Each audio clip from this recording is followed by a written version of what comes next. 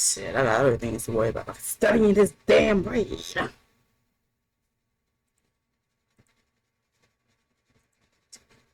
You panic too. You panic too damn much.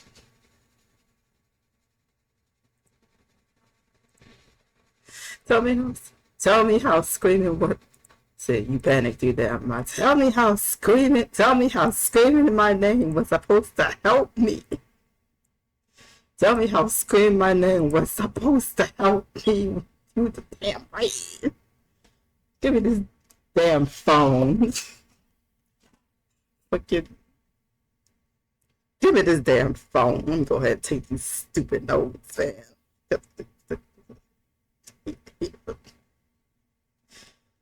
Okay. Go ahead and get me this damn cheat sheet, man. Okay. Let me go ahead and go over my notes and stuff. Jesus Christ.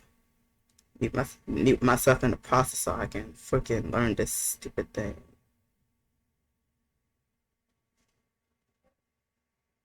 If it will mute, that is. What the fuck? Okay, there.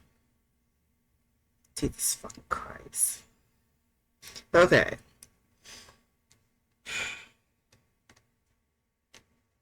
Before move, move the green child and not chase the boss. Let the boss finish moving.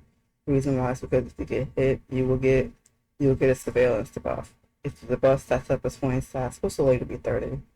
It will activate lasers that will cut.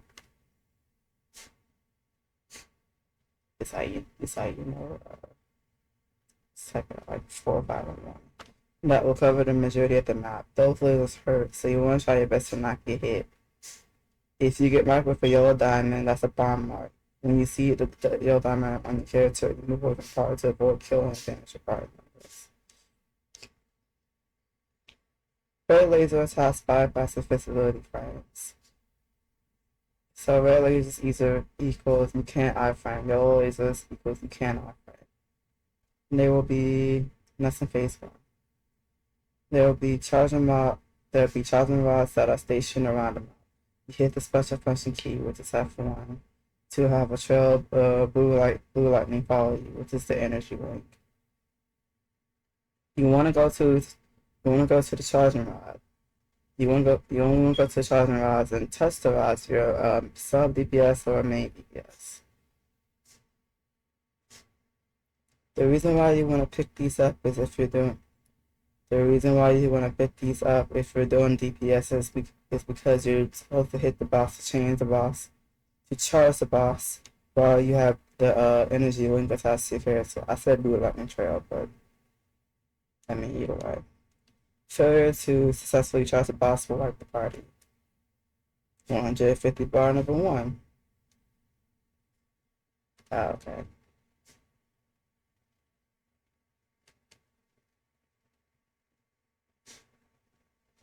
Okay, 150 bar number 1. There will be 4 charging rods stationed on both sides of the map. In the middle, there will be a blue light that will drop signs.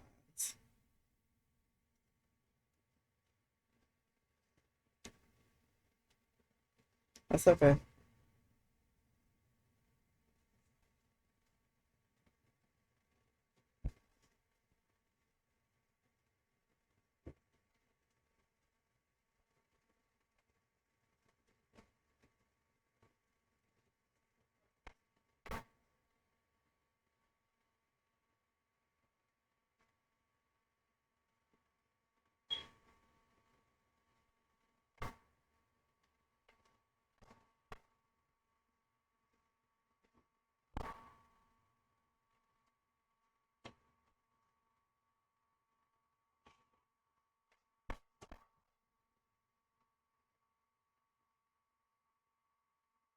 Okay.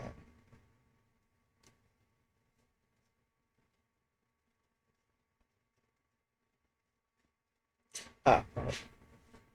The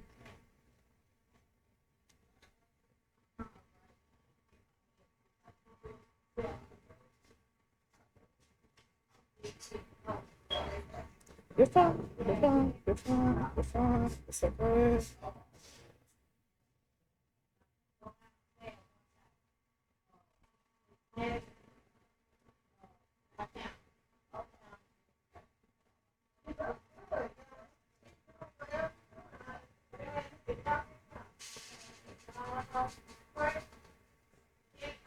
Okay, anyways. There will be 4 charging rods stationed on both sides of the map. In the middle, there will be a blue light that will drop signs. The first thing you want to do is run to all the charging rods, get the blue light trails or energy links, and connect them all to the box. After you do that, the blue light will in the middle will start dropping signs. Have someone that can move fast to catch the signs and let them run to every charging rod to deactivate every charging rod one by one. Do not let the signs drop on the cord because if you do that, you can potentially wipe the party. And then 150 number 2. The core will teleport and there will be there'll be an area of red energy. You'll have to step in that energy. When you do that, a red cross will spawn. When that happens, the party will form a line to connect the dots or connect red lines to the boss. If you fail to connect the red energy to the boss will wipe the party. So that's phase 1, phase 2. Phase 2. If you get marked by a red-blue line, you are to aim at the boss. The reason why is because it will shoot cubes. If you hit the boss with the keys, it will debuff the boss, reducing its damage reduction. If the boss is surrounded with a blue energy spinning field, you are to run away from the boss. The reason why is because you will not kill the boss, but it also puts those skills on cooldown. If you are marked with red lasers, you are to move away from your team so that they don't get hit. If the boss spawns red bombs, you are to hug the boss. Color pattern number 1. The box will go into the background and show 3 colors in various orders: blue, green, and yellow. The order goes from bottom left, bottom right, top. You are to run to the corresponding color shield as the boss scans them out. Failure in doing so will wipe the party. Hyper acceleration, if you can't platform or if you can't get to the shield in time, is crucial in this phase. Color pattern number 2. The box will mark every player with either a red, blue, or green mark. Yellow, blue, or green mark.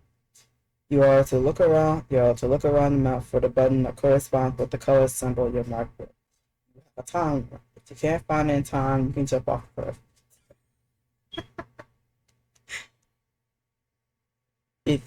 If you won't permanently die. However, if you can't find your place in time and use the special D function, failure which is F1, failure doing so will wipe the party. It's 2 players per color. There are 3 colors. The raid is a 6-player raid, so there will be 2 players at each color station. Everyone needs to be at the right station in order to successfully clear the mechanic. So that's Serpentium Tower. Orchestra Tower. Orchestra Hall. Alright, phase 1. You want to make sure you don't get hit by the boss so that you don't get debuffed. The debuff stats. When the buff reaches the max stats, you will get an instant debuff. When you get labeled with an instant debuff, you will notice the special function key F1 is hovering over your character. When that happens, you need to release or dispel the instrument. You want to release or dispel the instrument away from the boss and your party members. Failure in doing so will heal the boss as well as, if you're not careful, will kill your party members. So violet mark equals straight line, base mark equals continuous spear, and flute mark. There was a flute mark.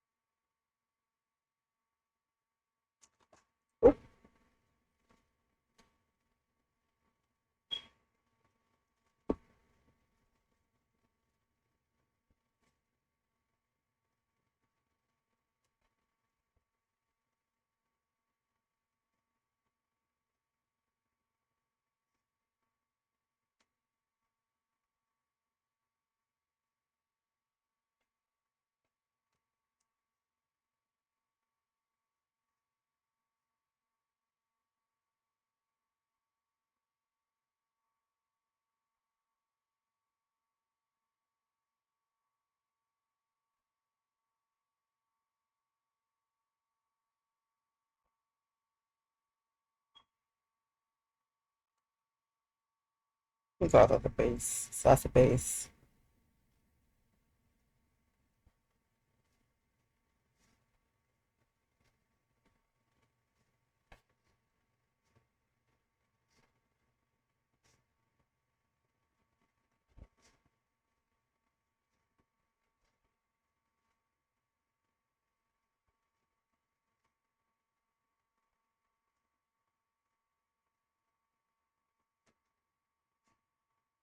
The fuck away from the boss. That's a whole ass explosion.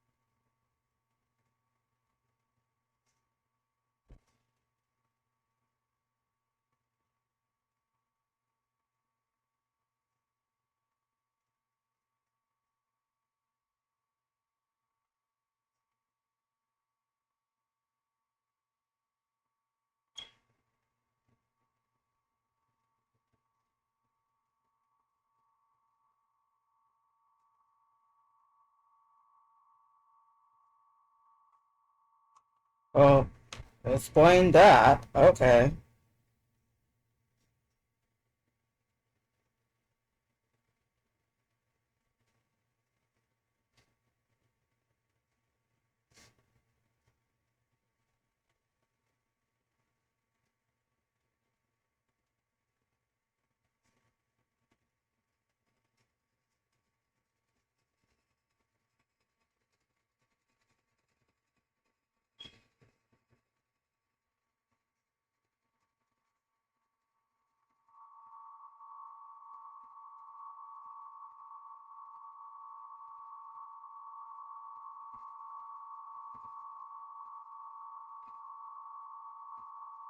That's a 10 times?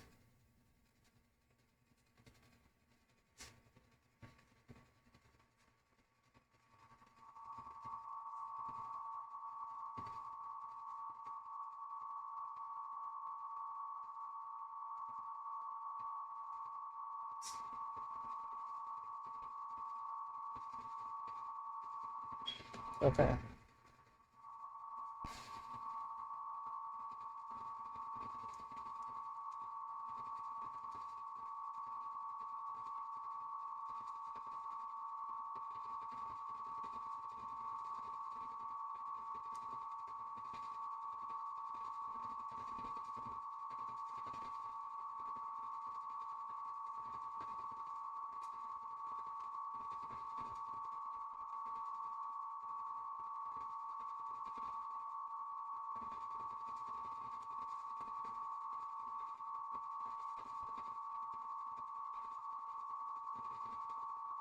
So that's someone else feeding.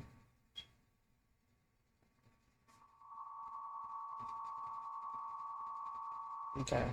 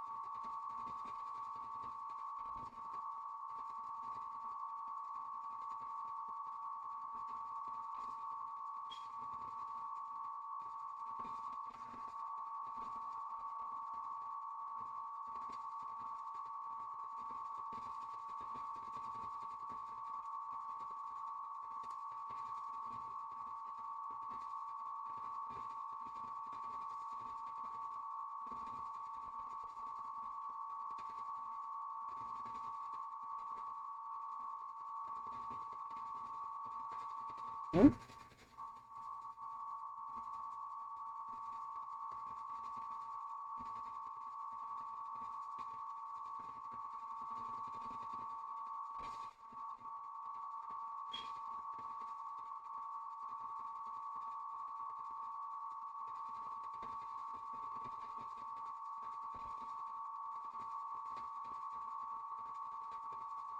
Okay. Come on. The best situation is to get the boss to teleport for the first line, right up on the stage, so you can keep him there for the most of the time. This way, if you get the buff by getting hit 5 times, you can release your energy on the bottom lines of that stage, preventing him from healing.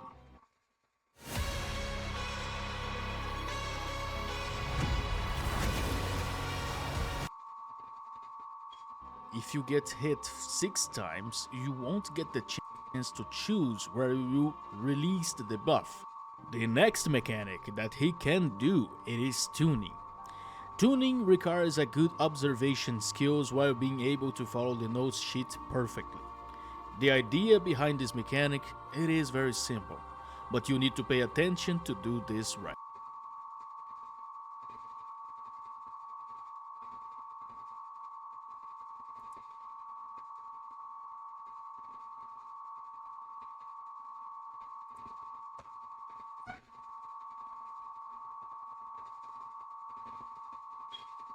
That one's still there, right?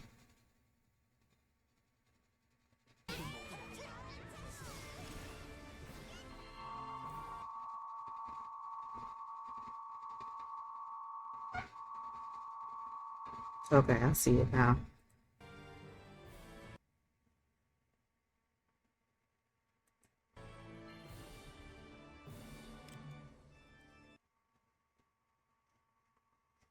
Oh. You know what I just realized? 1, 2, 3, 4, 5, 6.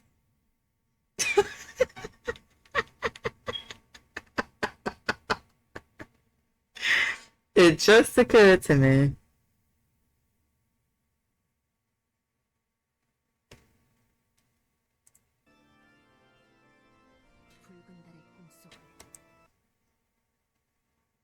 Who did you check first?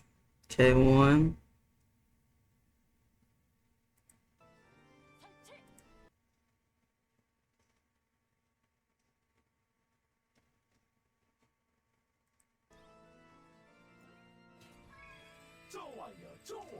Oh, okay.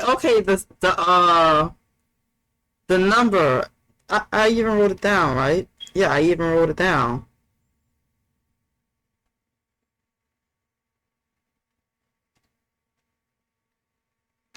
Yeah, it's right here. Okay. So there are two types of notes, which are the same notes to be, same notes to be the mechanic. There, which are the same notes in the mechanic. There will be a note sheet at the top center again. You are to follow the note sheet. This time, look above your character. That's the order. That's the order of the notes that the boss will check. This means that if you are number 3, the boss will check your note 3rd. Your job is to find your spot on the map. You have to be on the same line with the right note. When you hit the yellow line on the note sheet, that means you're starting over again. Meaning you're doing the notes right before the yellow line, and then continue to hit the correct notes that were past the yellow line. Keep in mind that there are 6 players. Everyone got assigned the numbers 1 to 6. So if the 6th player got the note check and you're number 1, that means that you have to get prepared to get in the spot. Okay, so this is that mechanic. Why 250 though? Ouch.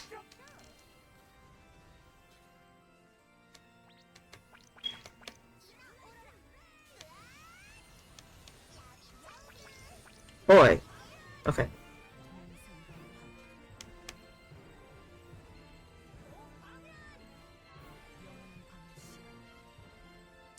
Oh. Oh, okay, I get it now. Okay. They did not explain that well.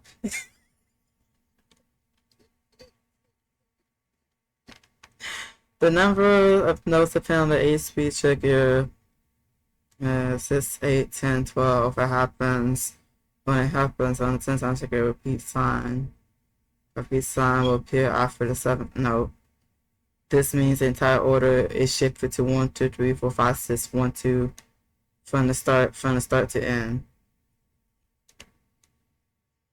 This is really simple. 10% with 1 mistake and watch until 7.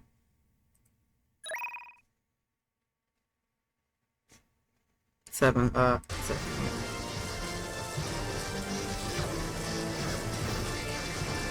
Okay, wait. I want to try to guess. Okay, wait. I want to try to guess. Okay. I want to try to guess. 2. No, wait. Yeah. 2, 3, 2. Wait. Hold on. I wanna quiz myself. Wait, I wanna quiz myself. Wait. I wanna quiz myself. Okay. I'm gonna try to see if I got it right. Okay.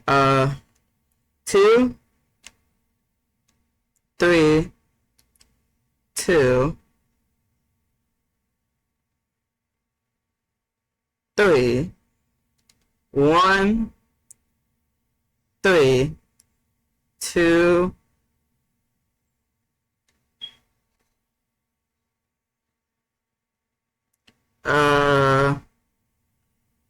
Repeat line.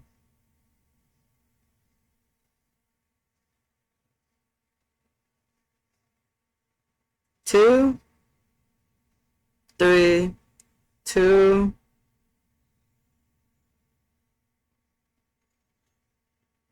3, 1, 3, 2.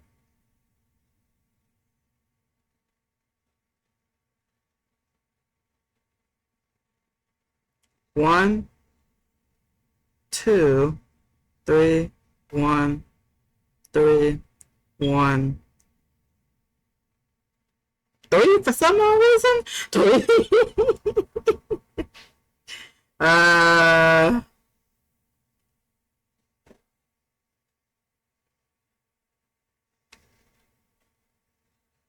3, 2. Okay.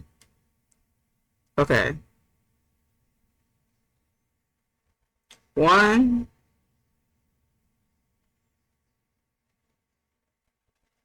2,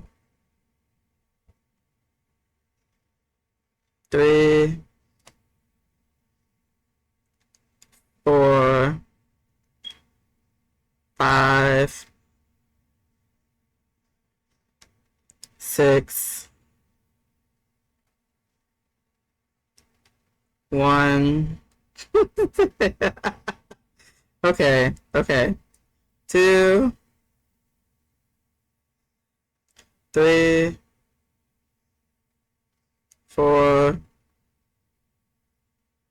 5, 6, 1, 2,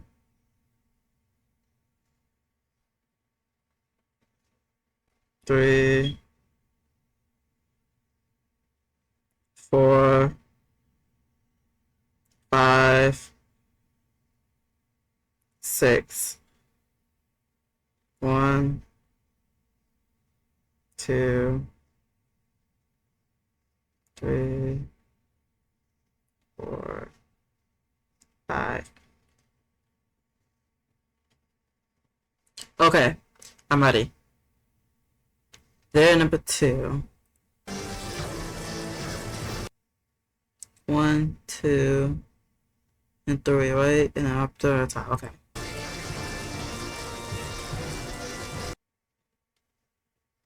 Okay, that's right. That's number 1. Get number 2.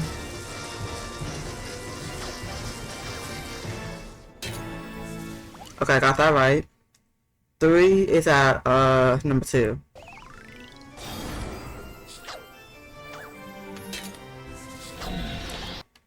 Oh. Okay. 4 is at number 3 at bottom.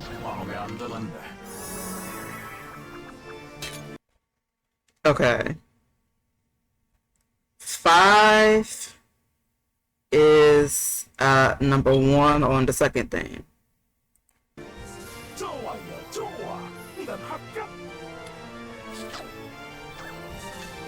Okay, so it don't matter as long as you own the thing. Okay, got it. Okay, 6 is at number 3 on 2, 3, 4, 5, 6 on the second thingy.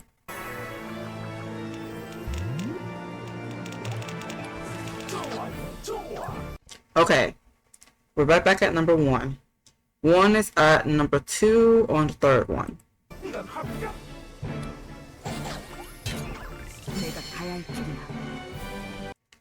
Okay.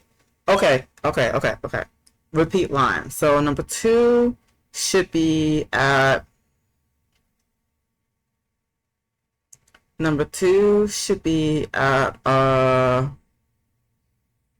that's number 1 and number 2. Okay, so number 2 should be at the number 2 one on the. Okay, let's see.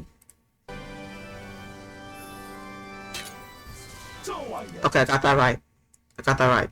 So 3 on the top line should be number 3.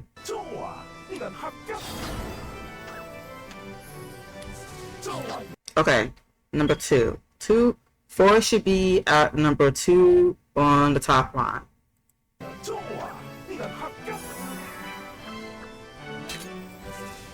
Hey, I got it right. I'm getting it right. Okay. Number 5 should be at number 3 on the bottom line.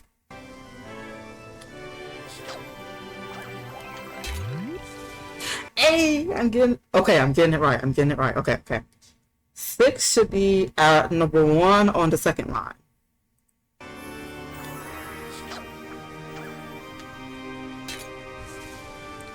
Woo! I'm getting it right. Okay. I got number 1 should be at the 3 one on the second line.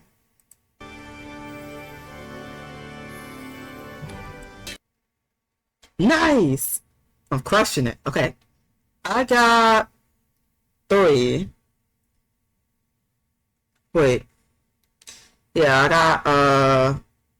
got that wrong, but okay, 3. I got number 1 at the 3 line.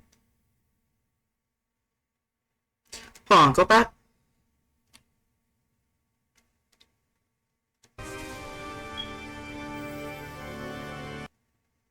Okay, yeah, so number 1 is at the 3 line. I got number 2 at the 2. I got number 2 on the third line too.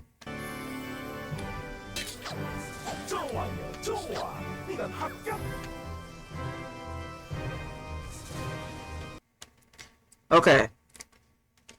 Continue for where the yellow line finally continue where the yellow line repeated itself.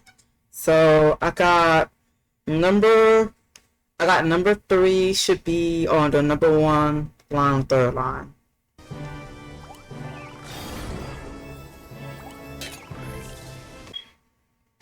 Okay. Yep, that's what I got too. Okay. So number 2 should be at number 2 on the third line.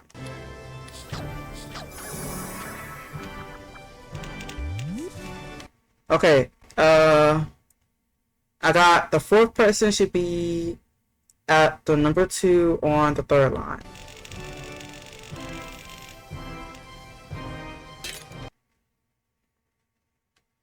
Okay, so that was. Oh, so that was a 3. I was close. Wait, 2, right? Hold up.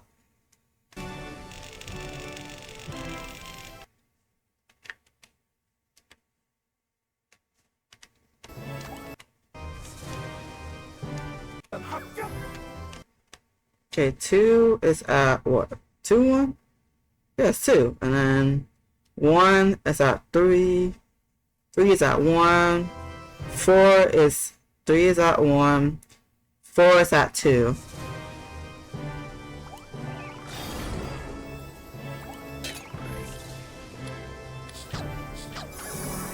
5 is at 3. Okay, yeah. Okay, I got that right. So 2 is at 4. So 4 is at 2 on third line, yeah. And then 5 is at 3 on the third line. 6 is at 1 on the second line. Hey, I'm crushing it! Okay! We're gonna right back to the final one. The final 5 notes. Okay, so number 1 should be at the 3 line on the first one.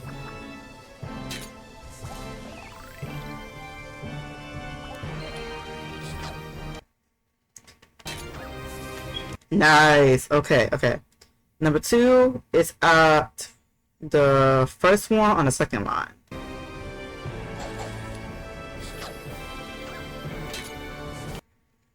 Okay. Number 3 is at the third one on the fourth line.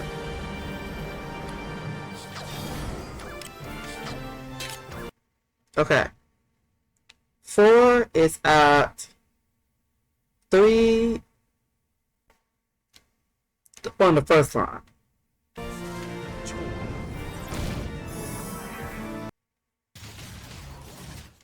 Stop playing League. If you don't have Porofessor yet. Yes, it makes such a big difference in all aspects. Move your ass. I'm trying to cast fight.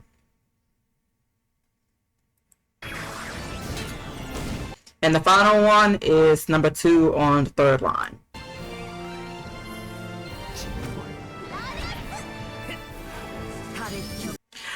I got it all right!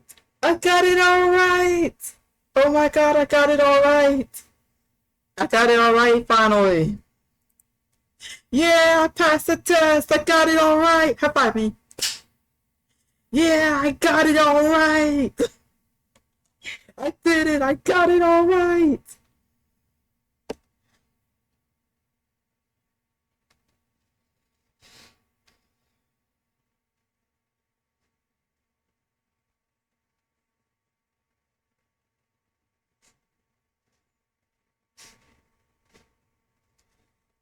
I did it, guys! I got the note right! Yay! I'm learning! I'm learning! Oh my god, I'm learning. Alright, let's go back to watching this put up my notes and stuff and keep taking my notes. I just wanted to quiz myself real quick. Okay. Mm-hmm.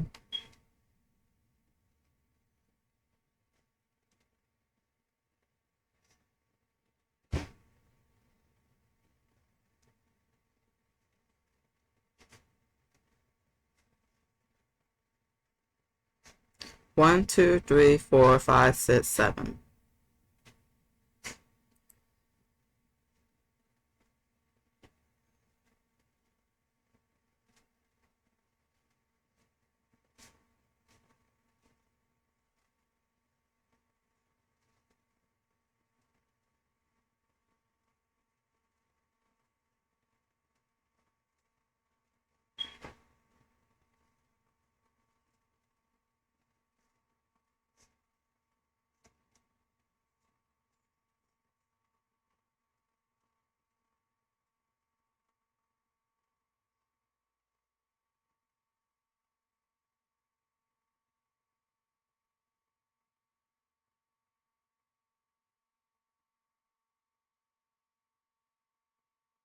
Oh, okay, I get it.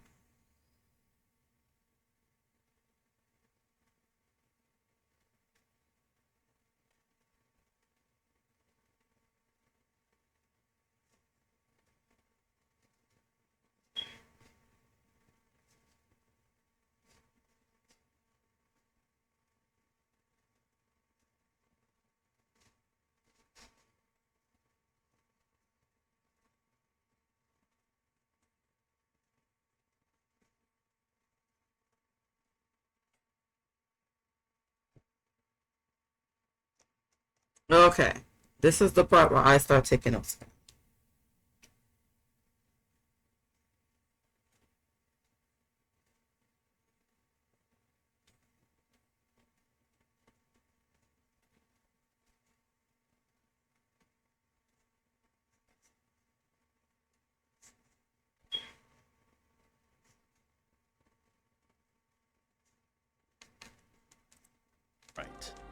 The notes will be generated from the right and will travel to the left, where there is a red line at the end of the stage that will consume the notes that pass through this line. Your goal here: you need to follow the note sheet that will appear on the upper section of your screen. There are just 3 notes: the crotchet, the quaver, and the semi-quaver, but don't worry, we won't use their musical names in these mechanics, so we will have to name them as 1, 2, and 3. The one note will be this one. You can think of it as having one leg to make it easier to visualize. The second note is this one, which you have one curve, and the third one has 2 curves, so you can call it 3. Once the note sheet is up and the notes begin to generate, you should try to make the right notes hit the red line on the left side of that stage. Not every note generated will be the one required on the note sheet, so you need to change them or destroy them. In this case, you should hit the notes with your command attacks, or you can use the F1 to change the note. If the note is 1, hitting that note will generate the second note. If you hit it again, the second note will become the third note. If you hit it again, you will destroy that note. So keep this in mind if you need to destroy notes. I personally use the command attacks to change the notes, but if you find yourself using Fighter Potion during this mechanic, I would recommend you using a F1 button on your keyboard to change the notes if they are close to each other, because in this situation you can hit 2 or more notes with 1 command attacks. Once you hit the right notes at the red line, a blue sphere will appear on that note, meaning that it is correct. So you just need to continue hitting the other notes to follow until you finish the entire note sheet. It may sound easy, but it is not. If you fail one time, the boss won't get into the groggy state once he turns, and a big explosion will happen around the map. If you fail twice, it is pretty much a team wipe and raid fail. If you feel confident, you can do this all by yourself, but you can get help from your team by having someone behind you to destroy the wrong notes that get past you. If you do this entire mechanic right, the boss will return and enter his grog state once again. Now, for the performance mechanic. This mechanic also needs attention to do this properly, because this time you need to know exactly where your spot is. Let me help you understand this mechanic. In the note sheet, you can visualize that there are 4 lines. Notes will appear in different lines with different shapes, like I previously mentioned in the tuning mechanic. The notes 1, 2, and 3 will appear again. It is good to memorize those numbers because when you take a look at the stage, you will notice how the whole stage has sphere notes. 1, 2, 3, 1, 2, 3, 1. Everywhere. The first thing that you should do before moving on the stage is to look at the number that it is above your character. This number means your turn for the note check. Yes, in my case here, I am number 1. So I will be the first one the boss will check, so I better hurry up and position myself on the correct note. You can see that I position myself in this place and I will tell you why. Pretty much, you see 4 lines of notes with 3 columns repeating until the end of the stage, as types 1, 2, and 3 notes. Looking at the sheet here, the first note it is the 3rd note in the 3rd line, so I position myself at the 3rd column at the 3rd line to get this right. Once the boss checks me, he will go to the number 2, which is one of my teammates that got the number 2 above his head. Checking again, the 2nd note it is the 1st note in the 2nd line, so he should position himself at the 2nd line in the 1st column. If everyone is alive, there will be 6 numbers to be playing the sheet, but you can see that I placed the number 5 below the number 1 and the number 6 below the number 2. Why did I do that? Well, now I'm going to explain you something about da capo. Da capo is the yellow line and it will appear in the 3rd mechanic when the boss gets to the 100 HP. These features will appear in just two mechanics, the tuning and the performance mechanic. Every time that you see this yellow line, you need to go right back at the beginning of the sheet, restarting all over the consequential numbers. In this case, the number 5 ally, because there are just 4 notes to check in this first moment before hitting the yellow line. Once the number 4 player gets his note correct, the yellow line will disappear and the number 5 should position himself on the first sheet note, while the number 6 should position himself at the number 2. After number 6, it comes to the number 1 player again, who needs to position to the third note and the consequential notes ahead. Like I said, this doesn't happen until you hit the final mechanic, so you have to understand what this is before doing the performance and tuning mechanics, because if you miss your position, there will be a red X mark on the note sheet. If someone fails again, it is pretty much a team wipe, failing the raid. I will show you a little bit how this works now so you can see how you should position yourself. So for the first phase, that's it, no more trouble than that.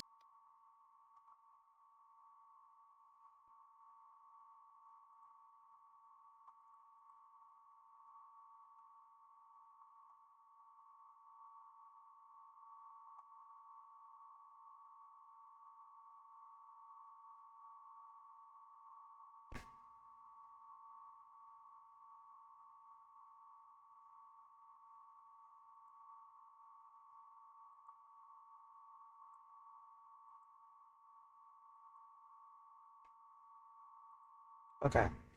Just had to check this code real quick, because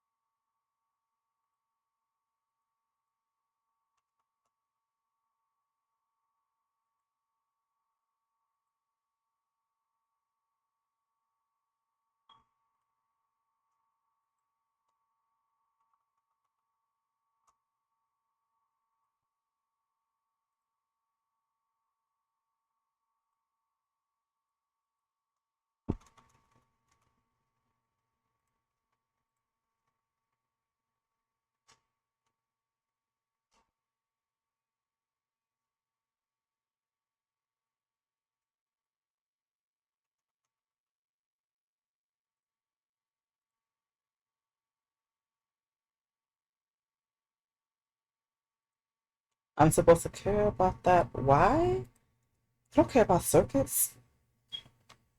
Man, I don't give a fuck about no damn. Jim over there asked me why the hell I didn't make no damn green thing. I don't give a fuck about no damn circuits. I'm trying to learn this damn raid, but I don't care about that right now. Ain't nobody care about no damn raid. Ain't nobody care about no damn circuits right now. I'm trying to learn this damn raid so I can stop fucking up. Man, leave me alone about that. Leave me alone about them damn circuits. Go buy the circuits. They're less than 1 mil each. You should be glad I'm putting them for less than 1 mil each. Just go buy them circuits. Let me go study. Try to make sure I got everything down. You over there worry about circuits. Once you defeat the conductor, Please. you'll be going to the second stage. But I will be leaving this part for the second video. I hope this guide helped you, and if it did, you should share it with your friends who are having trouble understanding the raid. So please, if we get enough people to understand the raid before actually playing it, it will be a better experience for everyone, and I'm sure of it. This what happens when y'all keep gatekeep. This is what happens when y'all keep gatekeeping everyone. So many people don't know how to do this raid because y'all keep gatekeeping. Now y'all see what happens when y'all keep gatekeeping people. You see all these people that got gatekept and don't know about this raid, and y'all getting mad at them for trying to figure out the raid when it's their first run. Now y'all see what happens when y'all gatekeep everyone. You run into a lot of people that don't know how to do the raid. That's what y'all get for gatekeeping, idiots. So, you have learned here on my channel how to do the Serpentium Tower and the first phase of Orchestra Hall. Now comes the second phase, which is also a stage that requires good attention to not wipe your team out from mechanics or even the attacks the boss will perform on you and your allies. So let's begin with his usual patterns of attack before covering the mechanics. The boss will constantly attack a large area with streams of energy. Highlighting the energy attack. Taking this attack will increase the note debuff. You can't avoid the streams of energy lines with invisibility frames, so getting hit by them is not a big deal, but every time you get hit by one of his attacks, you will notice a sphere musical note at the top of your screen filling up until it reaches 100%. If you keep stacking 100% of this debuff during this phase, a red musical note will appear on your consumables and... Okay. Getting hit in this phase will fill up a gauge. Will fill up a circular gauge that is right above the boss health bar, located at the very top center. If that bar reaches 100%,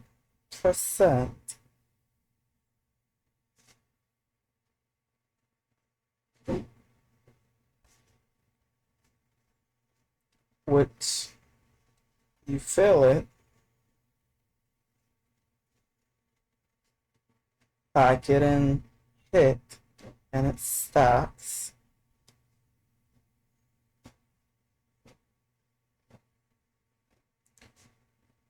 One of your skill slots will be banned. Buff. During this phase, a red musical note will appear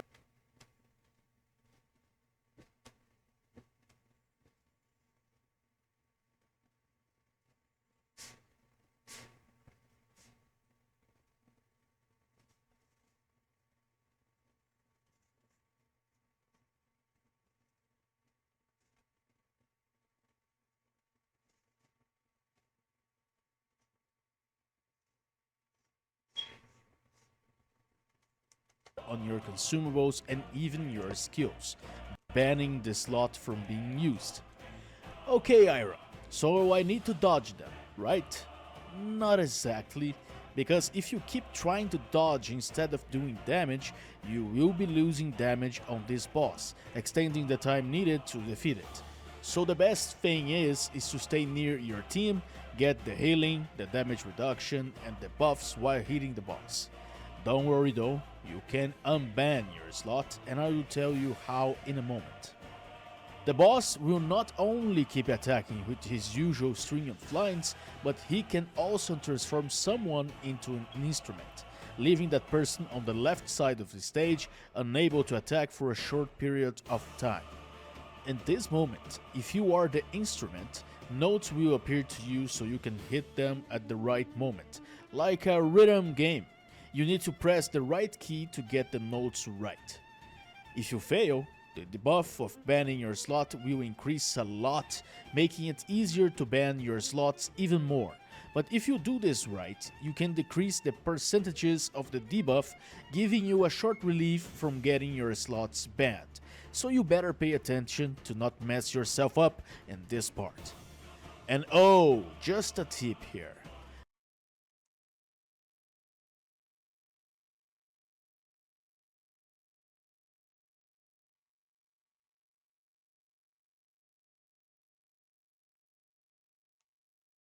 The boss will always follow the sequence of summoning instrument players based on the order they joined your party, which means I need to know that.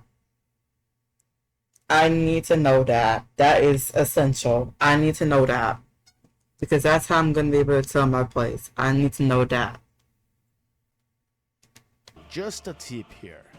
The boss will always follow the sequence of summoning instrument players based on the order they joined your party. Which means the party leader will always be the first one being summoned as an instrument, the second one that got into the party will be the second one, and the sequence will continue this way. This is just to help you get used to it when you create a party or join one. The boss will start to articulate once he raises both his hands up, meaning that his next attack will be a barrage of energy lines hitting up. The boss will start to get used to it when you create a party or join one. The boss will start to articulate once he raises both his hands up, meaning that his next attack will be a barrage of energy lines hitting the entire stage. At this moment, he will randomly choose one of your allies or even yourself to keep the generation of the energy streamline locked. First of all, you should not panic, because if you do,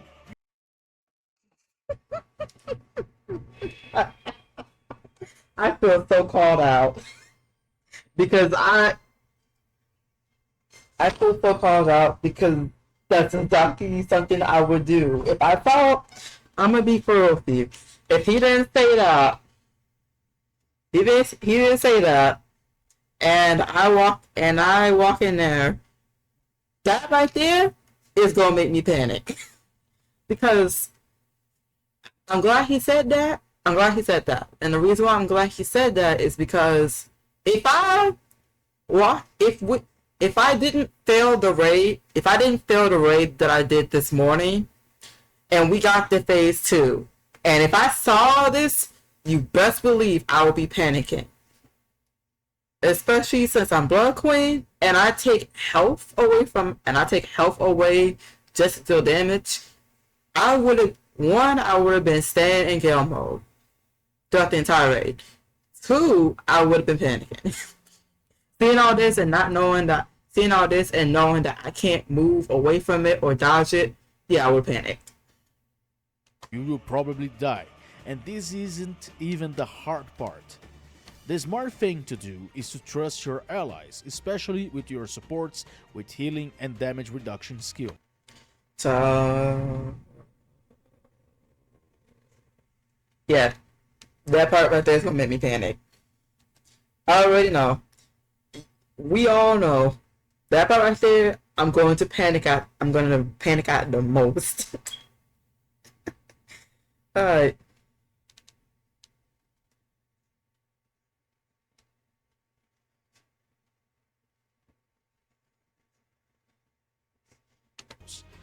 You should group up with your allies hitting the boss while you can, and trust your healing and resurrection skills and damage reduction from your supports. The safest option is to have 3 healers during this moment. 2 healers are good to go too, but never just 1 healer, because even if someone can use healing, the amount of damage taken will outpace the healing. So you should aim to have at least 2 good healers at this moment, casting healing skills and resurrection. But Iron, I stacked many musical debuffs with this attack. Yes, and it is normal. Don't worry though. As a DPS, you should focus on attacking the boss. That's what I was trying to do. I was trying to do that during the raid. That's what I was trying to do, but lasers were everywhere, and I couldn't really. Lasers were everywhere. I didn't know what was happening. I couldn't dodge or anything. I was trying to remember the mechanics, so I was panicking, and then, yeah, I was panicking, and then like, cause Serpentium Tower, there were lasers literally everywhere. I even tried to knock some away from the. I even tried to knock some away from the boss. So I wouldn't kill my party members, and then even then I got caught. I literally jumped into lasers, and then if not that, I literally ran into lasers. Then I died, and then I still tried to do my part because the Dominator. I knew that the Dominator was gonna be okay because he knew cancer stuff. So the least I could do, even though I'm supposed to be doing DPS with him, because I'm buckling. The least I could do, since I'm new and everything, I'm trying to learn the raid and everything, the least I could do was try to see if I can get the mechanics right. So what I was trying to do was move the lines away from the theme, but Blood Queen, she gets locked in with her skills and stuff, so you can't really move until after you're done. And then she moves too, so I move into lasers and stuff. I move into lasers, then I'm over here wondering why I died and stuff. Because one, I forgot that I'm Blood Queen. Also, another thing, Blood Queen squishy. Yeah, Blood Queen squishy. She has no health. They did add on my chips. I had to take away health just for continuous damage. Let that sink in. I had to take away some of my health for continuous damage. Those were the best chips I could find. I had to switch my chips from the minus max MP so that I could actually have MP to actually do some damage. So I had like little to no health, first of all. Secondly, Blood Queen ain't got no defense whatsoever. She got no defense, period. So she can get one shot easily. So that's another thing. So I was talking with my guild members. I was talking with my guild members before I came home from work, and I was trying to tell them I'm Blood Queen, and Zero was like, "You paying? To be honest, you paying too much." No, you don't understand. I play Blood Queen. That's the thing. You play Aura. Your strongest character is Aura. You were playing Shati before you swapped to Aspera. I play Blood Queen. Blood Queen takes away her health in order to do damage. So when I'm fighting bosses like that, and it does continuous damage, and I need to use skills that actually like take away my health and stuff, there's a chance that my health can get too low that I can get one shot. And it don't matter if the skill is strong or not. Quite essentially, you're playing Dark Souls when you play Blood Queens. It's literally like you're playing Dark Souls. You get hit once, you die. If you're not careful, you get hit once, you die. And then you benefit from fighting at a low health and everything. She is quite literally one of the riskiest She is quite literally one of the riskiest classes you want to play. There's a reason why her difficulty is S+. Because if you fight in this raids like Doom or whatever, and all that constant lasers and stuff that I was panicking about in my first attempt and everything, wondering why I died so easily or how I got hit and everything, and then add on the fact that she gets locked in her skills and you can't really move out of them, and then she moves too. Like it's like she can move. She's the character that moves, but her speed is Her speed is. That's why I'm compensating. That's why I use Ventus when I use the Ventus thing.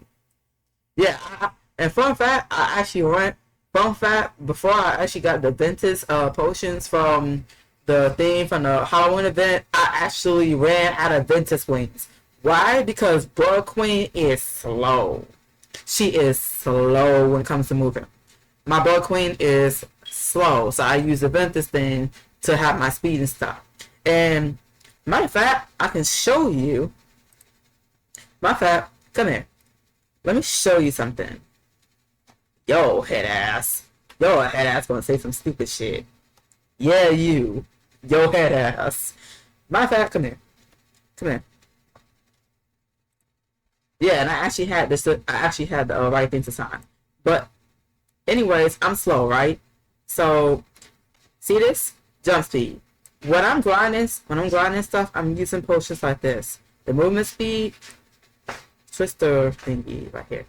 So this is a twister apple buff. It gives movement speed.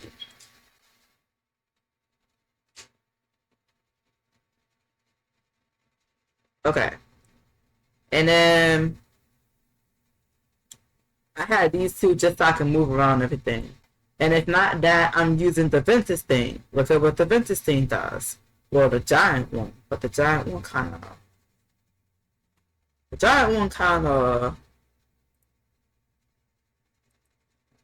Hold on, guys. I'll show you. Hold on, guys. I'll show you guys. No, I'll actually show you. I'll actually show you why I use such and such. Where the fuck is it? Oh my God. Hold on. Hold on.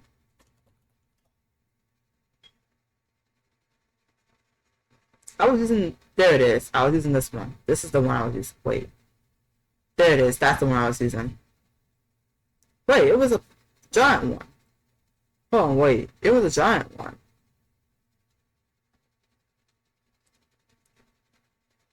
One second. It's on one of these characters.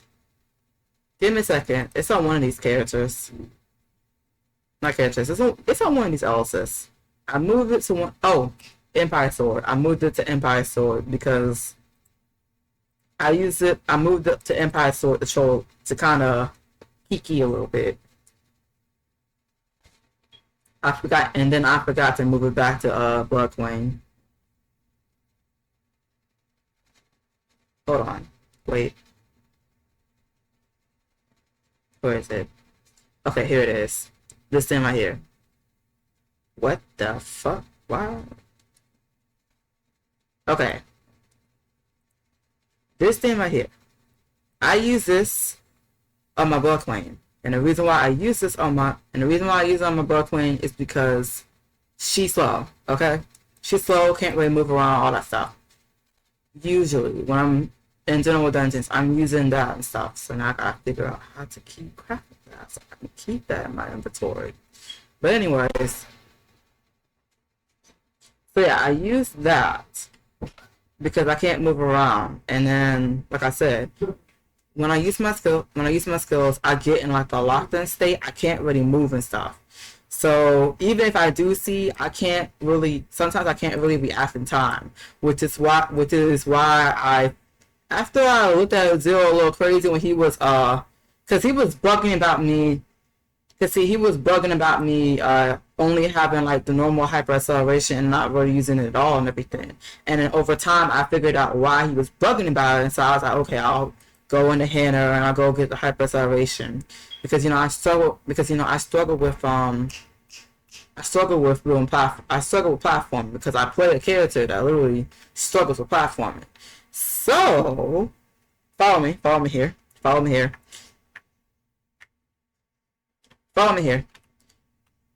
So anyways,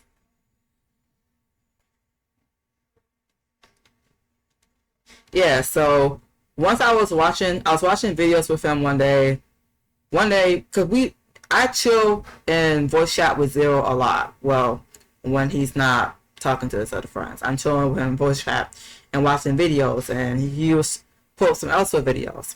So he did show me a video of the Serpentium Raid, and I was trying to figure out how the mechanics work and everything. So I did get some of it right, but like I wanted a refresher because it had been a minute since I've seen a video of someone doing Serpentium Raid and stuff, because I usually avoid it until it's time to study and stuff. And the only reason why I tried to do Serpentium Raid today was because my friend Shu said that I was ready to do Serpentium Raid. So that's why, yeah, I saw that there. I'm scared going there now. I'm scared to go in there now. Shit. Give me a minute. I'm scared to go in there now. But anyways, so one thing that I do know, that's crossing off my thing. One thing that I do know is that, like I said, I'll be in like this lock state when using my skills and stuff, so I can't really react in time. And then add on the fact that Elysis sucks at playing Elysis when trying to platform it absolutely sucks. It sucks. And y'all notice how even though I had hyper acceleration, I still had issues trying to stay in place, right? But yeah, in general, usually in general, I'm using having stuff like the turbo stuff that gives the twister apple buff for the movement speed and so forth. And if I'm not using that and or both, I'm having this plus this just so I can move comfortably and not really have to use hyper acceleration. So I do have the hyper acceleration. It's just yeah. But I went in that raid with like no Ventus, no moving around, nothing, none of that, nada. I had to keep stone apples on me. I had to use stone apples so I can stay in super armor because I'd be struggling. And then the fighter pots to attempt, and then the fighter pots to attempt to try to help the Dominator when he was doing his stuff. So yeah, that's fun.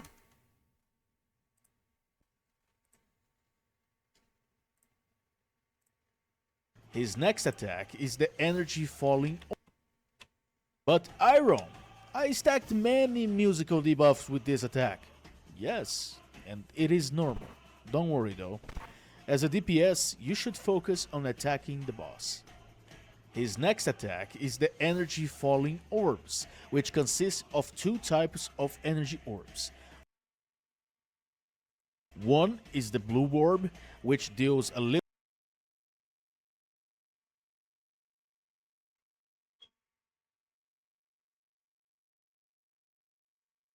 Mm. bit of damage, and that's it. The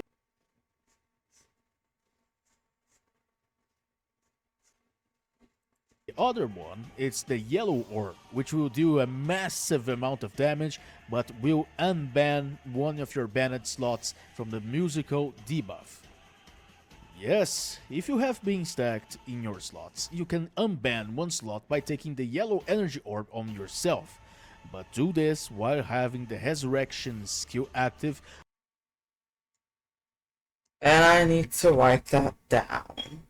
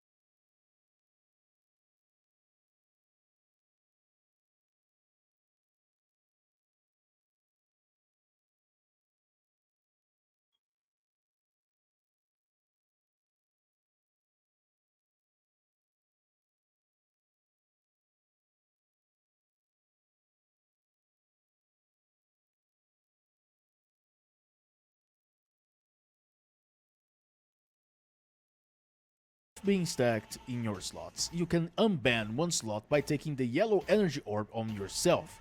But do this while having the Resurrection skill active or even the Resurrection title on you, because we will probably die from taking the yellow energy orb. Why should you take the orbs? Well, you don't want the core members to participate in the stage, because if you fail to get them orbs, once the orb hit the ground, a core member will spawn at that location. Now that we talked about the core member, this is something very annoying and you need to get rid of them as fast as you can. The boss can spend core members from time to time and you need to kill them because once they begin singing, they will raise your skill cooldowns to the point that you have no skills available to use. How can you kill them? The effective option is to use your hyper skill. It will kill them in one shot and problem solved. The other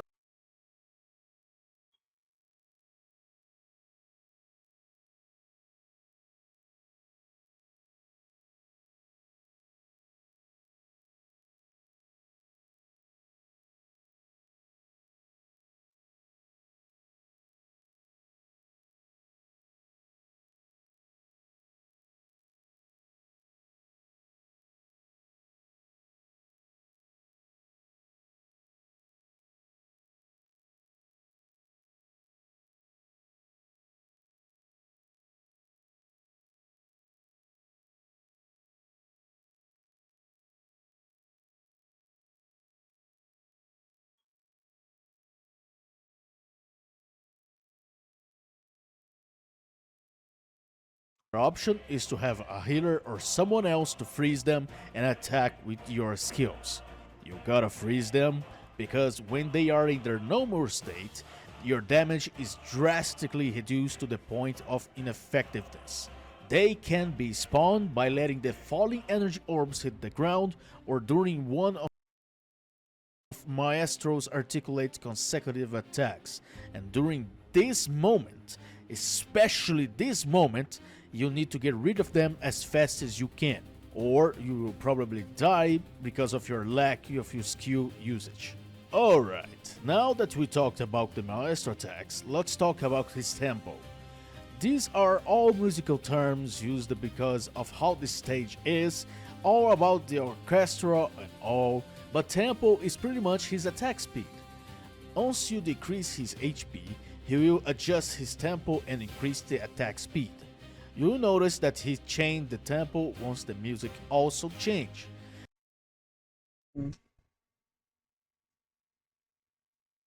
But if you want to know exactly the tempo changes, here they are.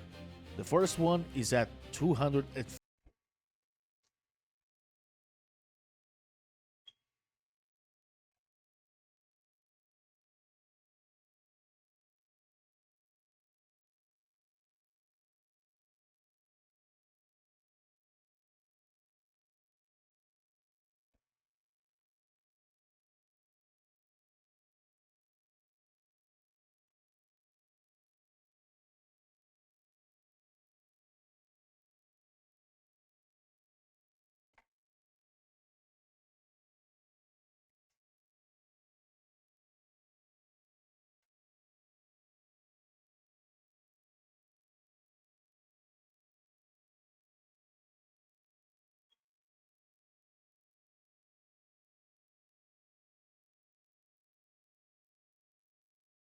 HP, the second one is the 136 HP, and the last one is during the Berserk mode, once you defeat the boss in that stage.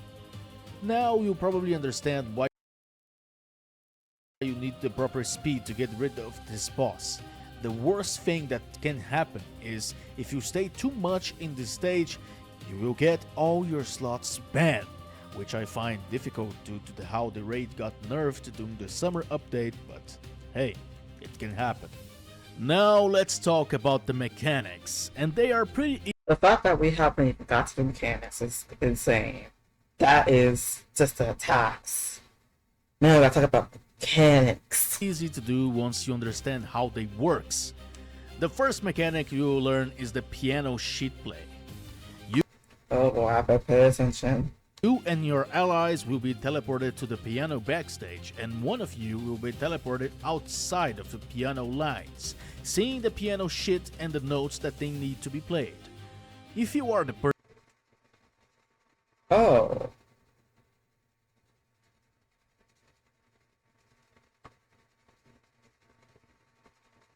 Hmm?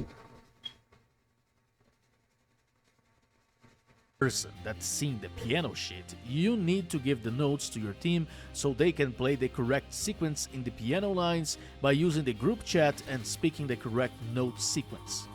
You'll notice it's not a big deal, but there is a note called C sharp, which is a C with a symbol on it.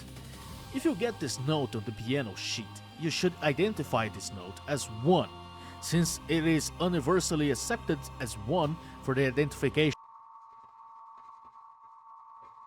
of the C sharp during the piano mechanic. You will have around 2 minutes to get the sequence right, so even if you fail and need to redo the entire sequence, you have plenty of time to get this done. Once you get the correct sequence, you and your team will be teleported back to the Crystal Hall stage, and the boss will enter his grog state, giving you the opportunity to deal more damage while he stays still. The second mechanic that he will do, it is the instrument summoning. He will choose 4 random players to transform them into instruments, and this moment you gotta pretty much mimic what the backstage instrument is playing. The notes here follow the same logic as the first phase, so you have the 1, the 2 and 3. To make it easier to visualize, they made the first note blue to give you the impression of tenacity, the second one purple for the strength, and the third one red to signal bravery. The sequence of the instruments that need to be played is right this. Once the yellow light is on the instrument, Okay. you need to pay attention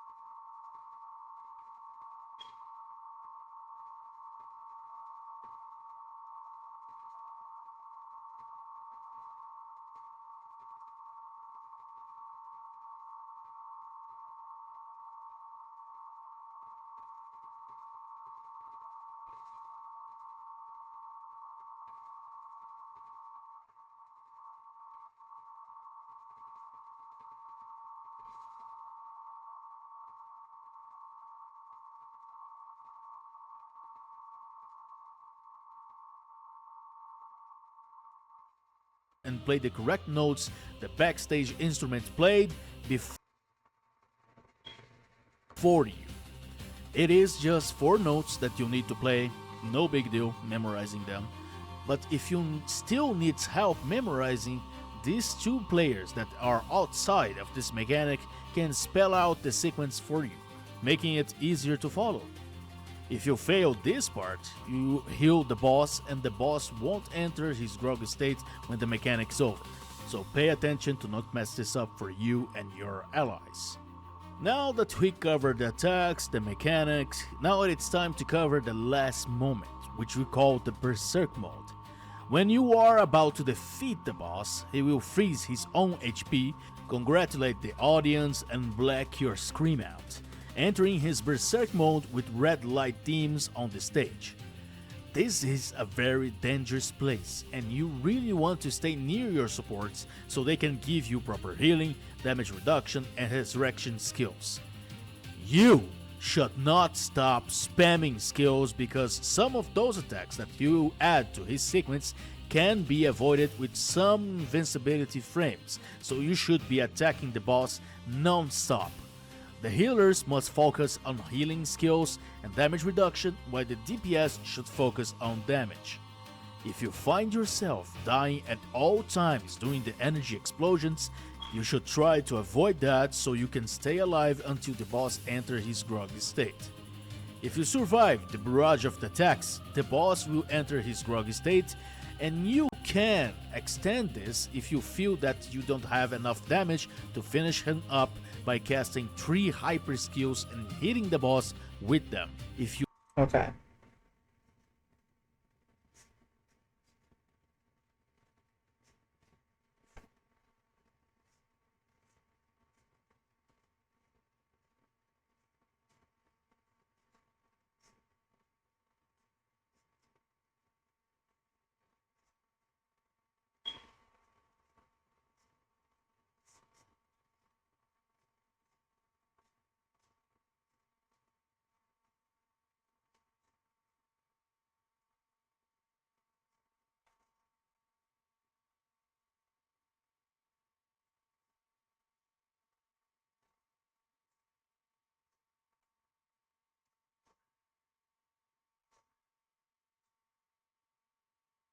do that, the boss will have his groggy state extended, giving you a little bit of time to deal damage while he stays still. Once you defeat him, it is pretty much done. You pass the raid. Hooray! But before I wrapped up this video, I know that this can be a little bit overwhelming for new players, but you should give a try with your friends and your guild allies when you can, because in practice, it is a lot easier than the theory. You should get comfortable by doing this specific raid because the Concerto title, it is something that you want to seek, especially if you are a DPS player or even a sub-DPS player, so be prepared to spend this stage many and many times. Anyway, I will be going now. I hope this guide helped you, and if it did, share it with your friends who are having trouble understanding the raid. And I will be listening to you again. You ain't going nowhere. You ain't going nowhere. I need your help. Serpentium Tower and the first phase of Orchestra Hall.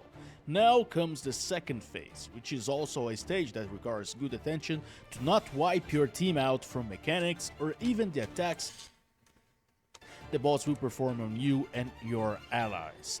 So let's begin with his usual patterns of attack before covering the mechanics. The boss will constantly attack a large area with streams of energy. You can't avoid the streams of energy lines with invisibility frames, so getting hit by them is not a big deal, but every time you get hit by I think I need to find a good spot to stand as best that I can, and I probably going to, if I stand right there, I'm probably going to,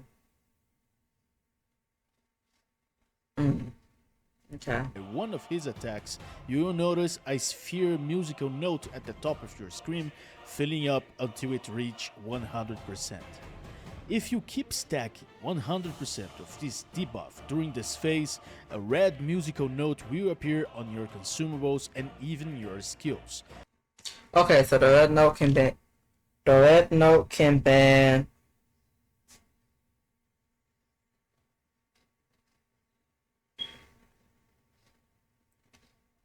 The red note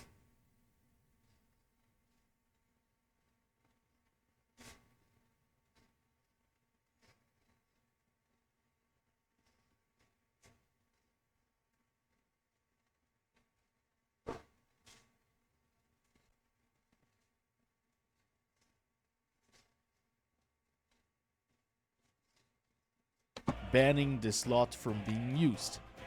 Okay, Ira, so I need to dodge them, right? Not exactly, because if you keep trying to dodge instead of doing damage, you will be losing damage on this boss.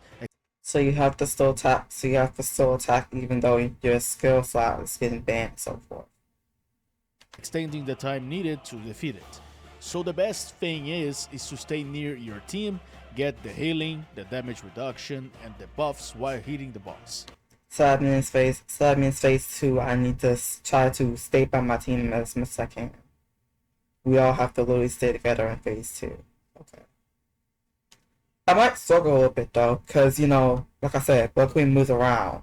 So, and then she gets locked in, like animation stuff, so it's like, Don't worry though, you can unban your slot, and I will tell you how in a moment. The boss. Now I'm banning myself.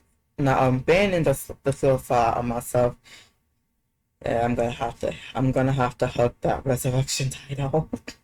Boss will not only keep attacking with his usual string of lines, but he can also transform someone into an instrument, leaving that person on the left side of the stage unable to attack for a short period of time. In this moment, if you are the instrument, notes will appear to you so you can hit them at the right moment. Like a rhythm game, you need to press the right key to get the notes right. If you fail, the debuff of banning your slot will increase a lot, making it easier to ban your slots even more. But if you do this right, you can decrease the percentages of the debuff, giving you a short relief from getting your slots banned. So you better pay attention to not mess yourself up in this part. And oh, just a tip here. The boss will always follow the sequence of summoning instrument players based on the order they joined your party.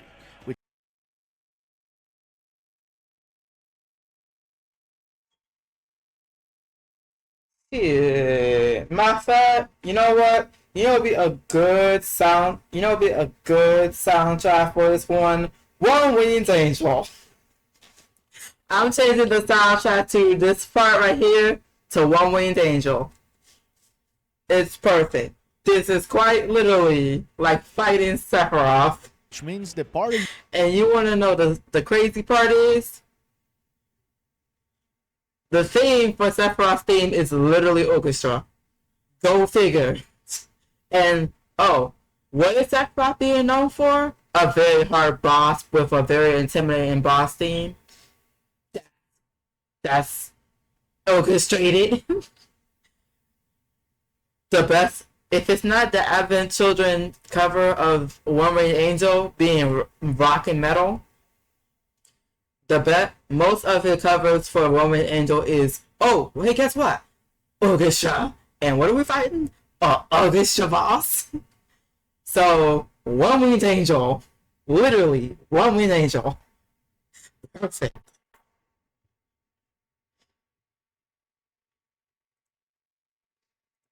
Leader will always be the first one being summoned as an instrument.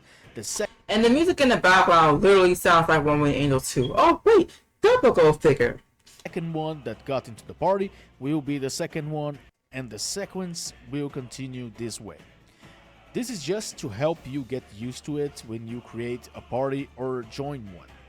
The boss will start to articulate once he raises both his hands up, meaning that his next attack will be a barrage of energy lines hitting the entire stage. Oh, you know something?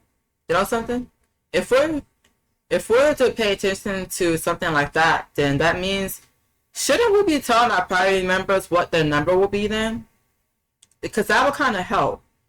So, like, because, like, we have a lot, because one thing that one of my guild members said is that we have people who haven't even done Surf Raid trying to do Surf Raid now. It wasn't just me, it was actually, I actually had another person in the party with me that also didn't really know how to do Surf Raid and stuff. But they play also longer than me, and I just came back and so forth, so, you know, still trying to get used to everything, and everything is all over the place, and I gotta remember every single thing. But one thing that one of my guild members did point out when I was talking to them about how I failed the raid and how I messed up and everything and ended up getting a Dominator blacklisted and all that stuff was that because of the 3 times title count, people are actually starting to come out and do the raid and stuff, or try surf raid to try to see if they can get the concerto raid, the concerto title and so forth. And I do need the concerto title because I do need the concerto title because I need it, and because it's a more evolved version of Free Shadow. So I kind of do need it, but at the same time, I I gotta I need to get past this thing. I'm not gonna get the. Of course, I'm not gonna aim for title. If anything, I want to try to see if I can get this raid down, because I'm also still nervous about this raid and stuff. Because knowing what to do is one thing, but actually executing and trying to put into action is another thing. And then add on the fact that the character, the class I play too,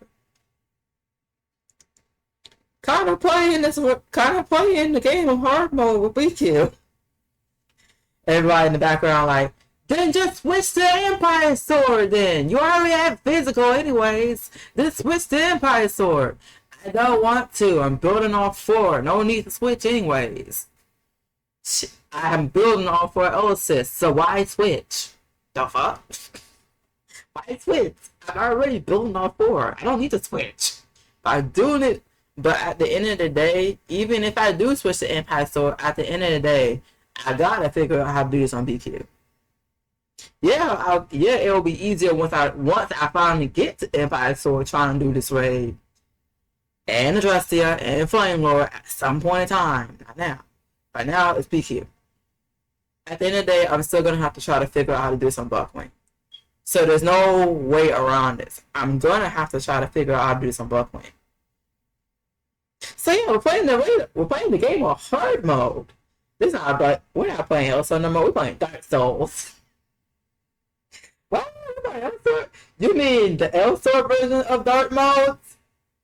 Oh, you mean Blood Queen? Yeah, you mean the Elsa version of Dark Souls, right? Right. At this moment, he will randomly choose one of your allies or even yourself to keep the generation of the energy streamline locked. First of all, you should not panic, because if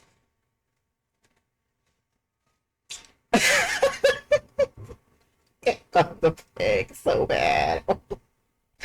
I'm still laughing about this part. He's saying, "Do not panic." Sir, I'm sorry to disappoint you, but I'm going to panic at this part. just don't put that out there. I'm going to panic at this part. It's not intentional either. It's because I play Blood Queen. I'm literally playing Dark Souls. I'm doing this and the constellations and stuff like that. Okay. I think now would be a perfect time to actually watch how a Blood Queen tackles this. Now that I finally acquired knowledge on how to play Blood Queen and how she works and everything, the ins and outs I did all the studying. Now I think it's time for me to watch a video on how a Blood Queen tackle this and take some notes. So now I know. Oh, I don't know the mechanics. I have an idea of what to do for mechanics and everything, for taking notes and everything, and then watching his video over and over again. Now I think I need to watch some Blood Queens, how some Blood Queens tackle this raid. Because I need as much help as I can get. So, if I can find any Blood Queen...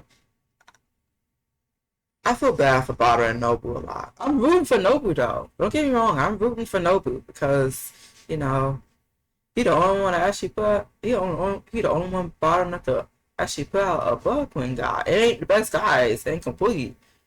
But like, it's the best one we got.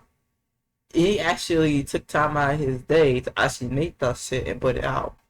Even if it's not detailed. I wish it was more detailed. I do wish it was more detailed. So we wouldn't have to really go bother him about questions and stuff like that. I do understand. Because the way that he got his guide is he's leaving room for you to figure stuff out on your own. So I literally had to figure stuff out on my own. But I'm the type of person that learns from details. So I don't give a fuck how long, how many paragraphs the explanation is. If I'm trying to learn it and it's going to require 3 paragraphs to read, you better give me those 3 paragraphs to read. I don't care. Explain step by step. Explain step by step in order and details. I don't care how long the explanation is. It could even be in the sources. I'm going to sit down and read that. I don't care how long it is. It can be a 10-page essay. I'm going to sit down and read that 10-page essay. Trust. I'm going to sit down and read that 10-page essay. Just letting you know. Do not spare any detail. Yeah, and do not spare any detail. I'm actually going to sit down and read that 10-page detailed explanation on how to do something. No, I'm being so for real. You gotta type a lot of detail? Type that shit. Type that shit. But anyways. So I'm sorry to disappoint. I'm gonna panic. Because I'm Blood Queen. And I'm squishy. And that's constant right there. And I still have to hit. Now I'm gonna be in 24/7 Gale mode. Raid, I can tell. If you do, you will probably die. And this is... Unless otherwise. Isn't even the hard part. The smart thing to do is to trust your allies, especially with your supports. I'm gonna trust my party member. You have no choice but to. This one you really have to work together with your party. Nah, because Abyss Raid was okay. Abyss Raid is whatever. Birth Raid was... Rasa Raid, when it first came out, okay, we had to work together to actually dish out damage and everything. Then we had to work together to take down the heads at the first time. Then, Never in Darkness, we had to work together to take out all those crystals and stuff. And then we had to work together. Someone had to run away from the party member so the laser won't shoot them and everything. Then, the final phase for Never in Darkness, where we had to platform and run away from that spinning wheel of death, really. You had to work together. Y'all had to work together, not judge anybody for not being able to platform, or have to depend on somebody when everyone else is there. That one person there, you had to pray and depend on them to actually finish the job when everyone else done went and got perma-died. Then you had the talent fund. Then you had the cradle. Then you had the cradle. Y'all had to work together to make sure. That y'all hit the stupid arms placed on the bottom left and bottom right, and explode that shit and kill your party member. Then you had to work together. Then you had to work together and not judge somebody from stepping on the wrong line when shooting the lasers and stuff, because the second phase.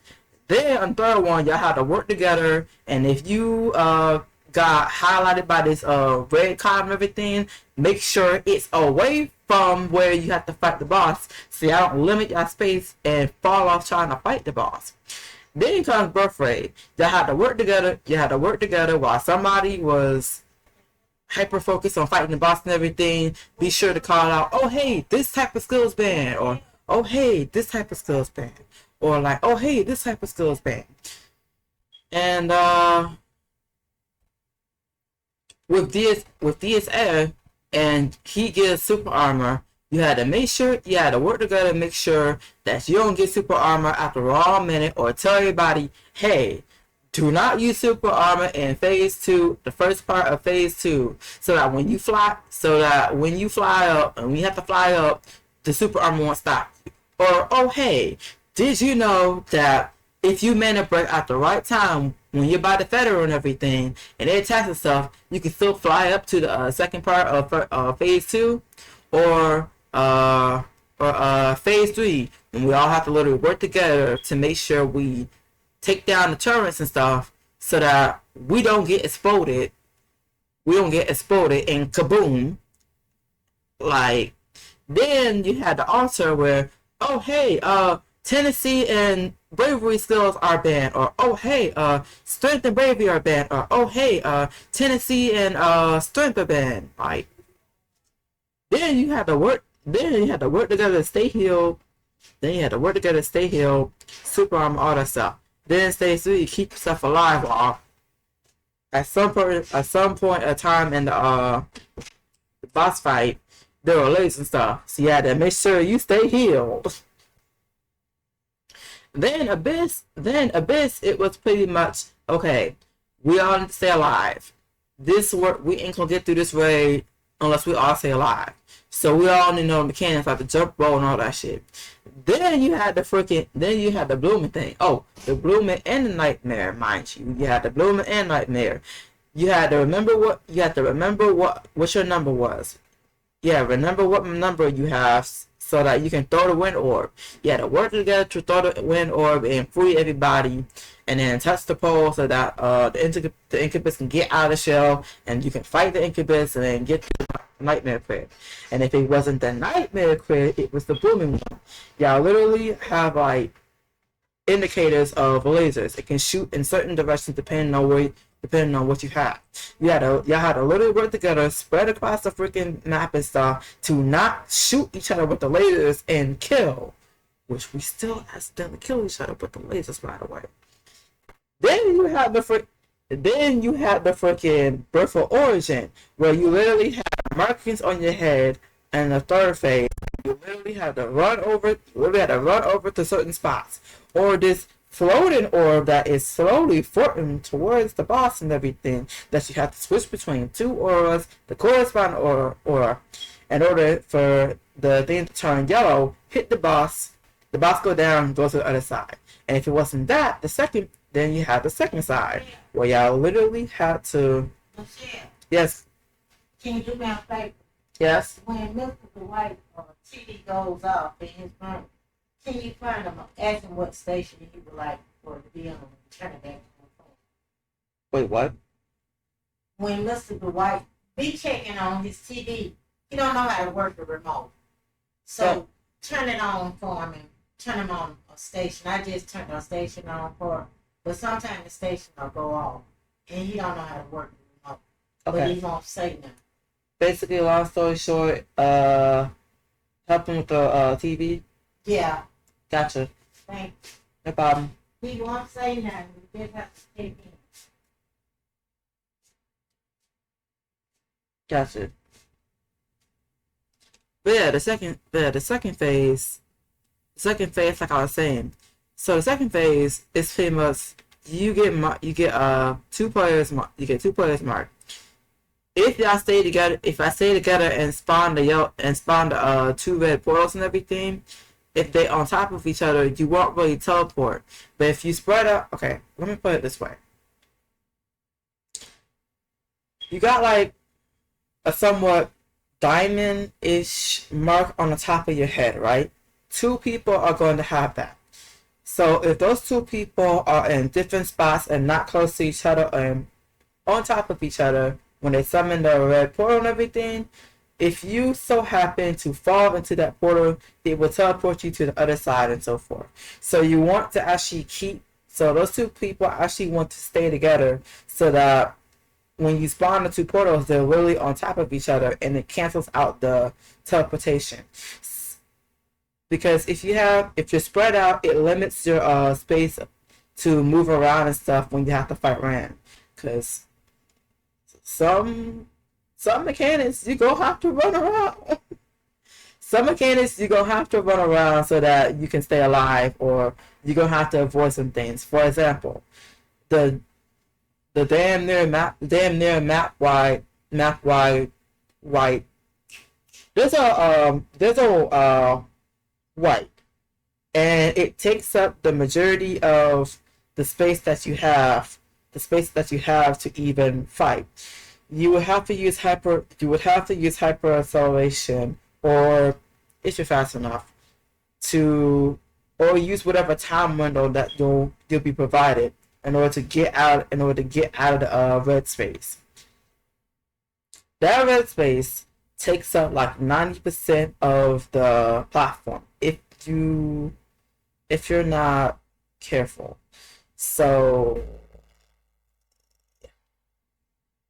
like we all have to work together for that, and then we all have to teach each other how to do mechanics. But this Serpentium Raid, and I'm a little aware of Doom Raid too. Serpentium Raid and Doom Raid are two entirely different ball games. They are in a whole tier. Doom Raid is even worse, and I would not be surprised if Doom Raid is even worse than Serpentium Raid. Serpentium Raid so far. Freeze warning?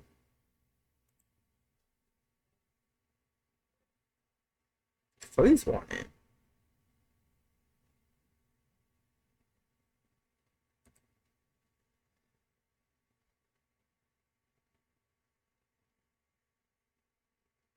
What the hell? Yeah, hold on a second. Let me see something.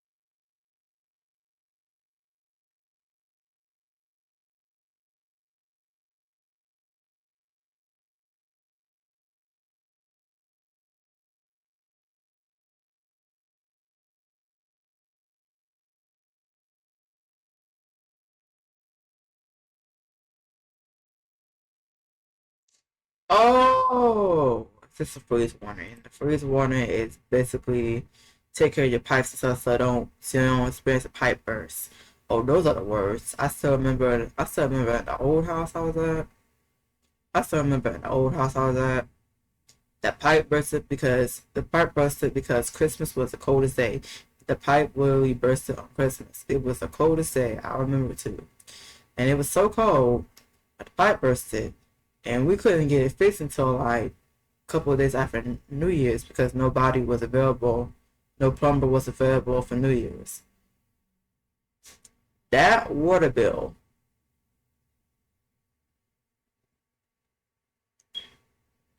That water bill.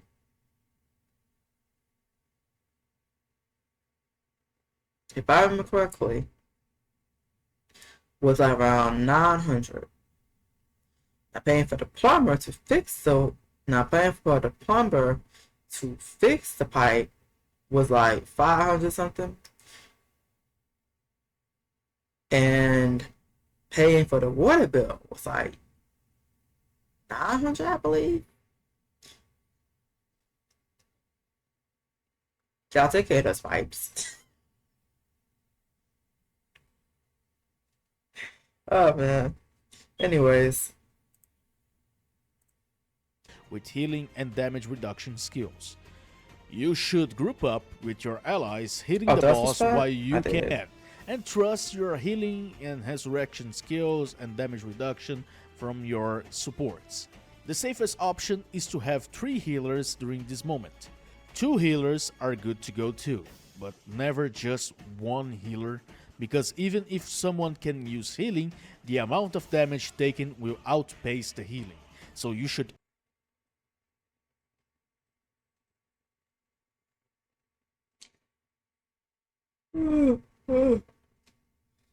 Shit, we might need 3 supports. With how these parties gonna be, we might need 3 supports. aim to have at least 2 good healers at this moment, casting healing skills and resurrection.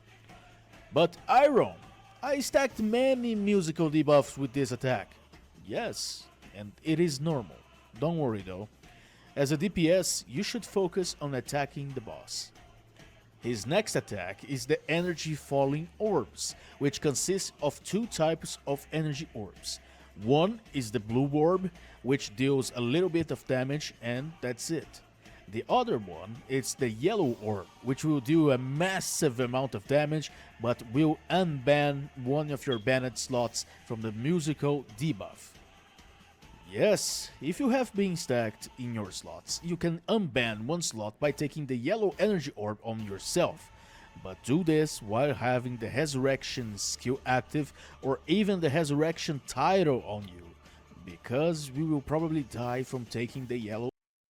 Also, Mad Paradox's Seal of Time will come in handy because that is a resurrection skill. Mad Paradox's Seal of Time should have definitely came in handy for this raid. So Mad Paradox would have had his time to shine in this raid because he provides Seal of Time. Energy orb. Why should you take the orbs? Well, you don't want the core members to participate in the stage, because if you fail to get them orbs, once the orb hit the ground, a core member will spawn at that location. Now that we talked about the core member, this is something very, very annoying and you need to get rid of them as fast as you can. The boss can spend core members from time to time, and you need to kill them because once they begin singing, they will raise your skill cooldowns to the point that you have no skills available. Forgot to put that in notes and stuff. Okay, that's something I also have to know. Because when they start singing, there is a skill reduction, cooldowns. Forgot about that. Let me do something about that.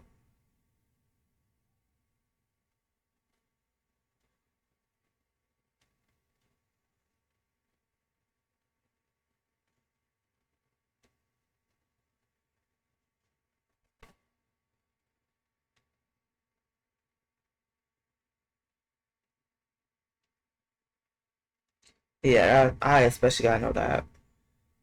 To use. How can you kill them? The effective option is to use your hyper skill. It will kill them in one shot and problem solved. The other option is to have a healer or someone else to freeze them and attack with your skills.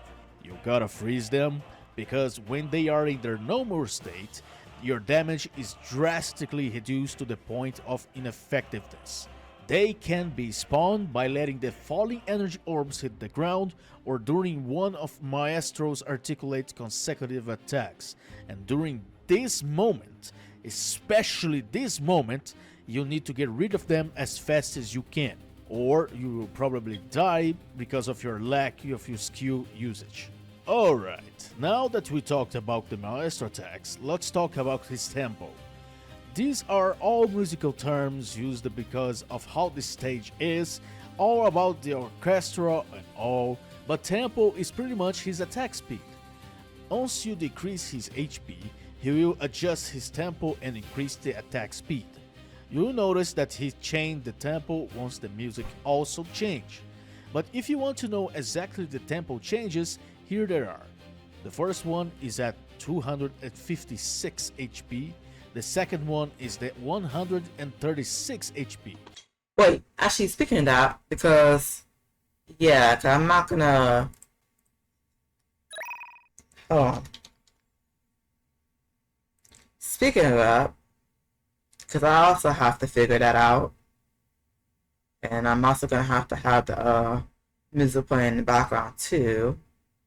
Let me see something.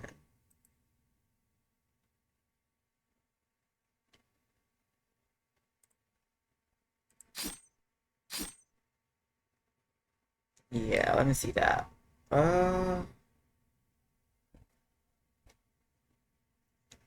What's the okay, step 1, 2, 3. I'm going to adjust the music to something that's recognizable. So that I can know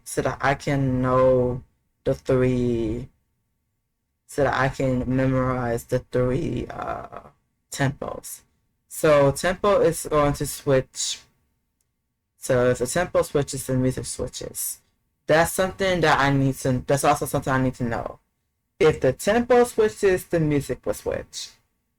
So it's good to have the music on. you'll notice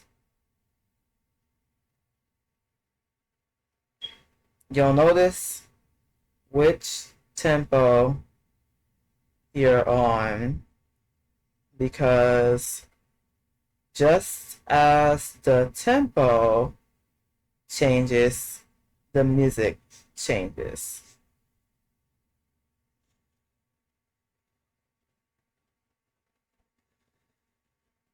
So recognizing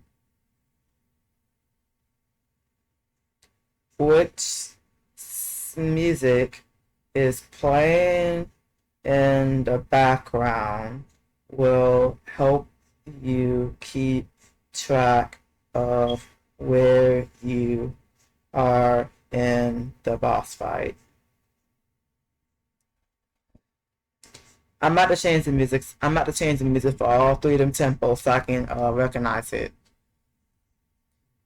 So that means maybe about 3, 4, 5. So that means maybe about 3, 4, 5. What?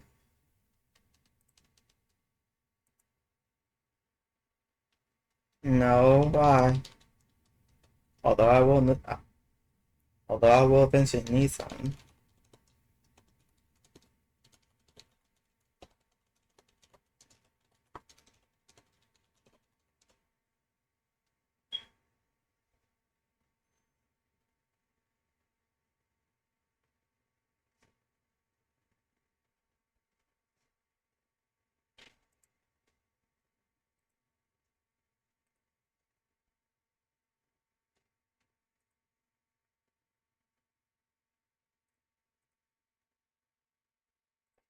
And I was talking to Zero on a L sword.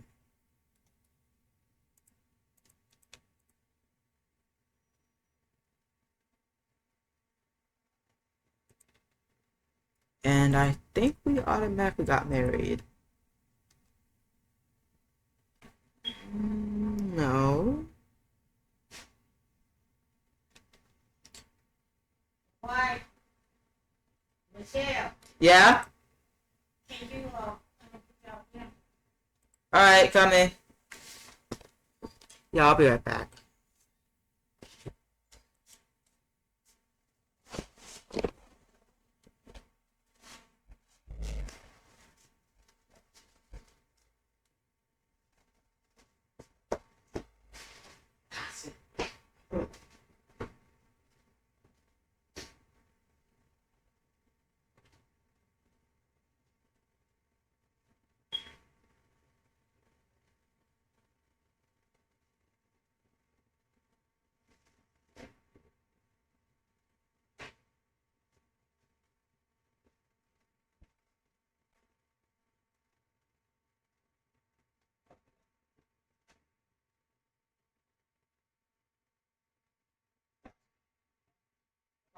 Thank you.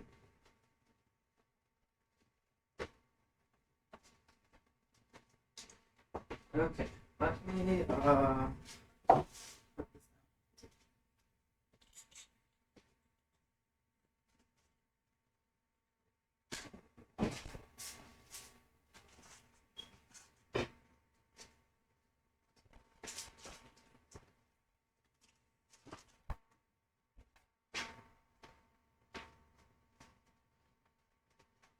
oh, my drink.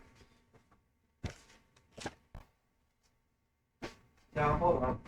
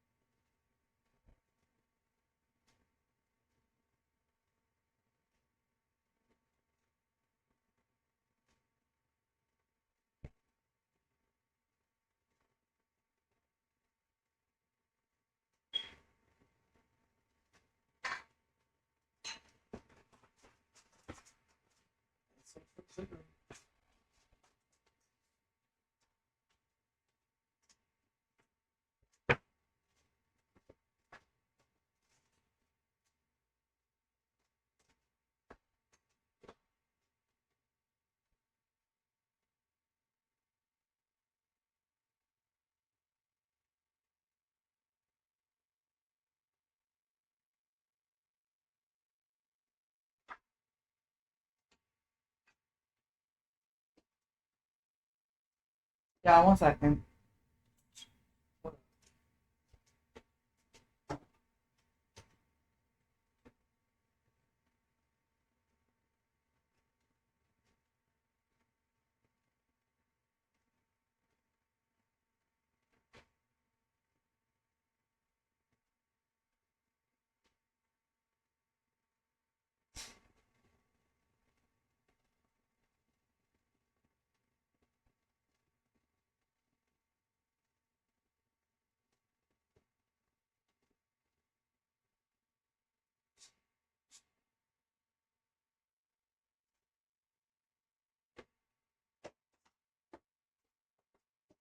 One more thing. Come on.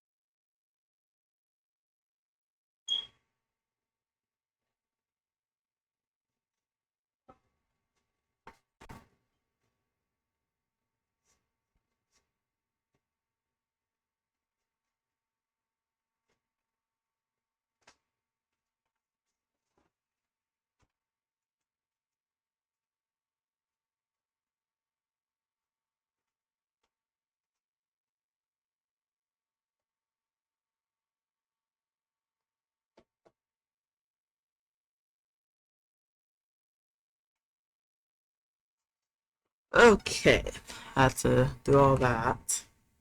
But anyways, yeah, so I'm change the music. I'm gonna change the music for the 3 tempos so that when I play the raid and stuff, I'll know what tempo I'm on and everything.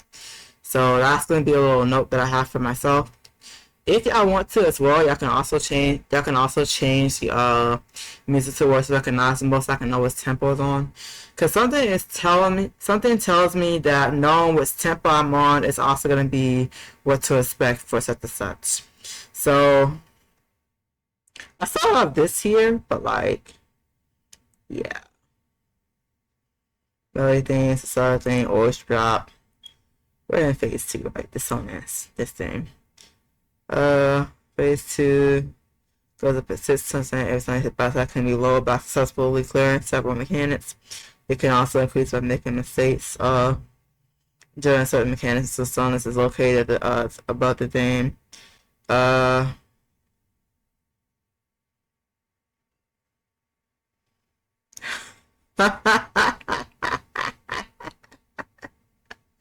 Okay, let's see. One here, the party will face up against Master. Master will have 4 hit by left hand and head bodies back of battle. Okay. When God says 100.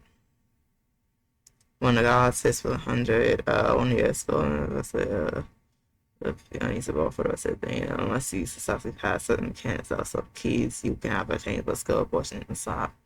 The key blocks will go in order. 1, 2, 1, Q, 2, A, 3, W. This is the sim order for the key dance. The usable keys will look like skill keys and basic regular attacks. Melody lasers.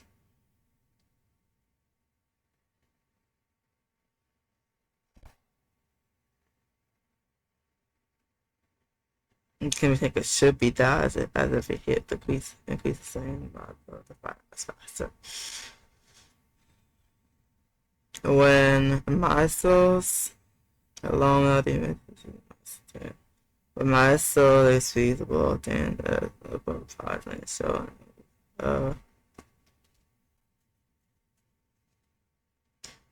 okay, that made no sense, but okay. accelerando. Fires off fast ones.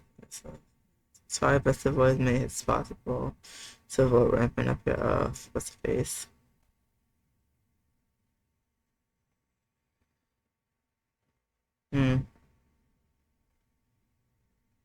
Go back up.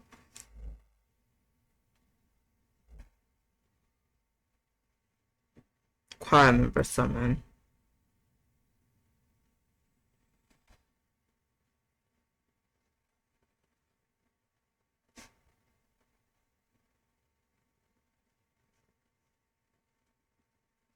Hey, and I say that. What the hell is Tanko?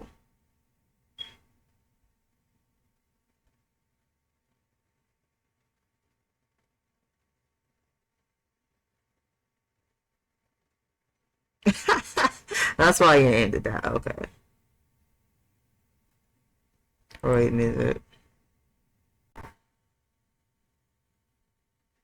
Oh my god, that's all it is. You. Oh, this shit. Oh, okay. This shit. Oh. This shit. Oh. Okay, this shit gonna it knows already since I went to party fail for operators to be teleported to the room of freedom trees. The lone player will be teleported to the room of fantasy with the fourth name. Huh?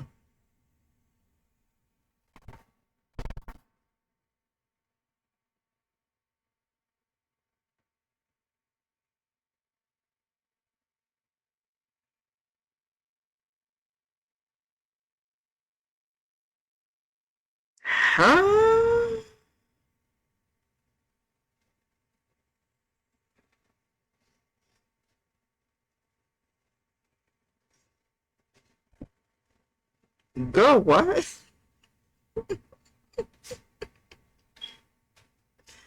What the heck is that?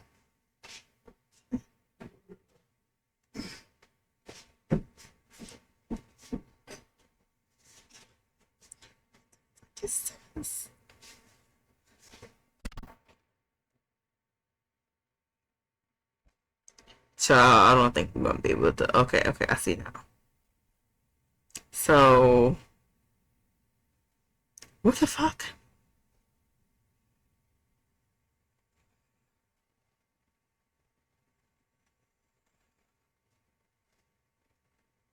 Oh, okay. So, F A B C D F F C C sharp G G G A F C G C sharp E F C F A B C D F F C C sharp. Okay, I read that right. G G G A F C G C sharp E F C.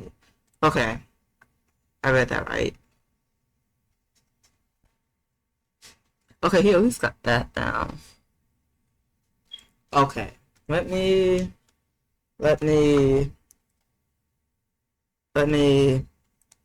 take note of that right there.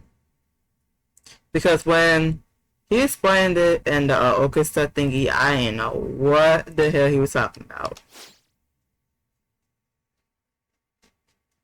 I didn't know what the hell he was talking about. I was confused as shit. That did not help out what.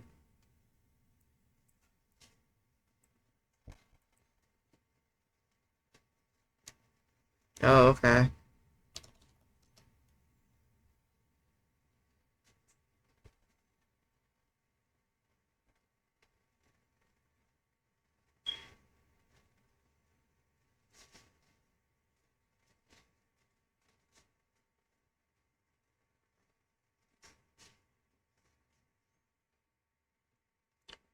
Oh no, I'm reading this. Yeah, I was just because he was asking because my friend was asking me why the heck I didn't use the Essentine change or whatever. I don't care to do so, but okay. And then Zero was asking for pro sales. So back to us studying. Got my keyboard again. So yeah, back to us studying.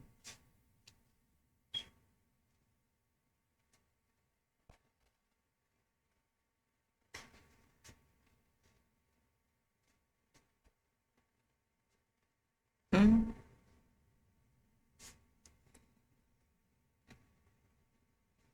Oh, okay. So this is that.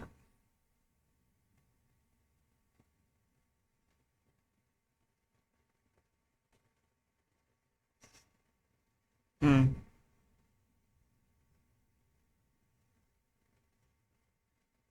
What the hell is a symbol?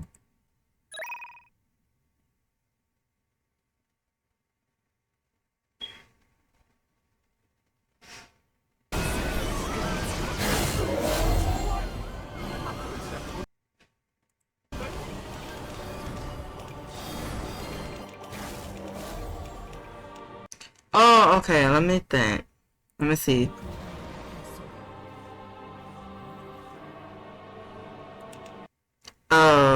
Okay. I take that back. Oh, okay. Okay. Okay. So 1, 2, 3. So top left, top left, middle left, top left. No, bottom left, middle left, top left. Okay. Okay. So the sequence or the number sequence of the players is based on who joined the party. So the party leader is number 1. The second person to join the party is number 2. The third person to join the party is number 3. The fourth person to join the party is number 4. The fifth person is the number 5 person is the fifth person to join the party, and the final person is the person who was the last to join the party. So it's based on the sequence of who all joined the party.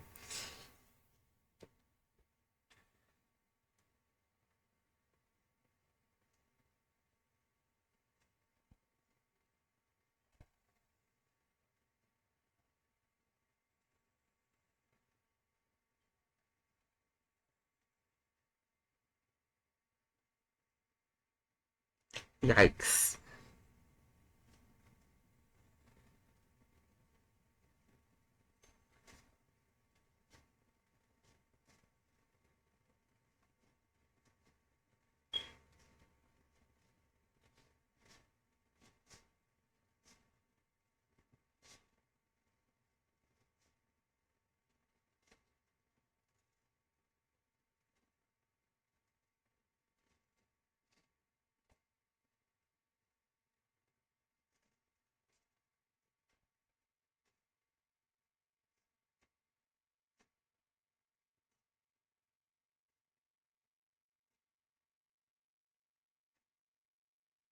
Okay.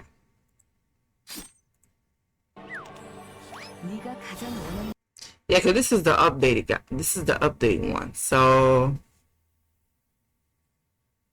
yeah, this is the updated one. So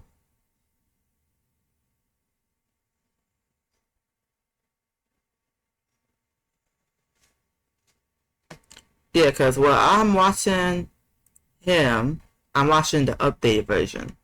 So And the last one is during the Berserk mode, once you defeat the boss in that stage.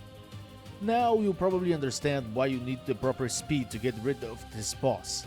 The worst thing that can happen is if you stay too much in this stage, you will get all your slots banned, which I find difficult due to how the raid got nerfed during the summer update, but hey, it can happen.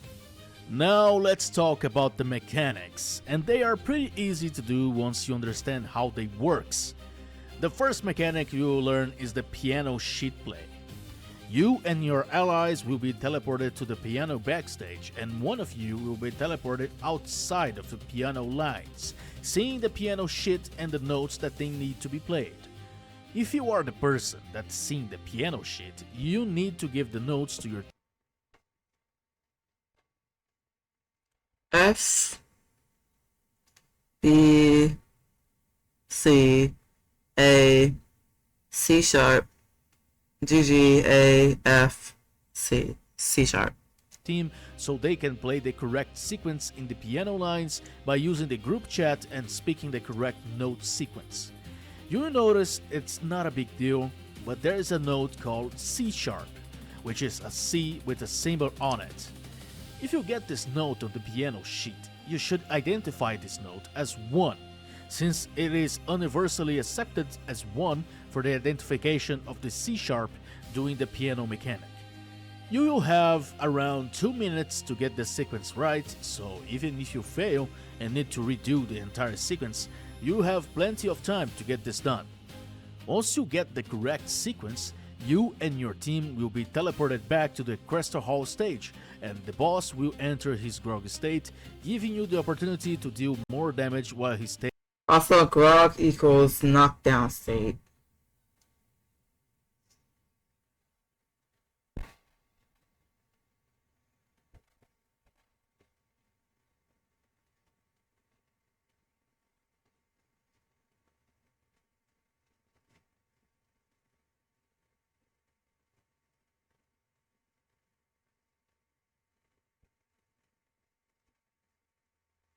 Still.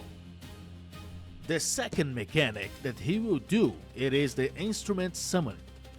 He will choose 4 random players to transform them into instruments, and this moment you gotta pretty much random players to do is transform them into instrument summon. He will choose 4 random players to transform Z, C them into instruments, and this moment you gotta pretty much mimic what the backstage instrument is playing. The notes here follow the same logic as the first 1, 3, 2, 1 phase, so you have the 1, the 2, and 3. To make it easier to visualize, they made the first Z, C, X, C note blue to give you the impression of tenacity, the second one purple for the strength, X, C, and the third one X, red to signal bravery. The sequence of the instruments that need to be played is right this. Once the yellow light is on the instrument, you need to pay attention and play the correct notes the backstage instrument played before you. It is just 4 notes that you need to play, no big deal memorizing them.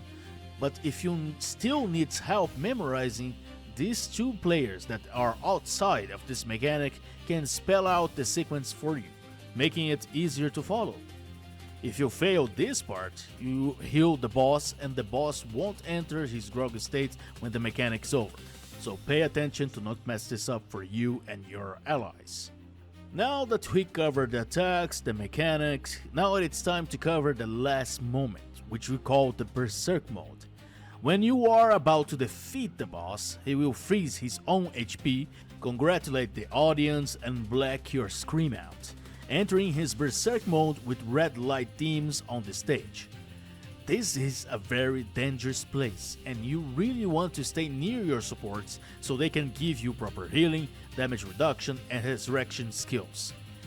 You should not stop spamming skills because some of those attacks that you add to his sequence can be avoided with some invincibility frames, so you should be attacking the boss non-stop.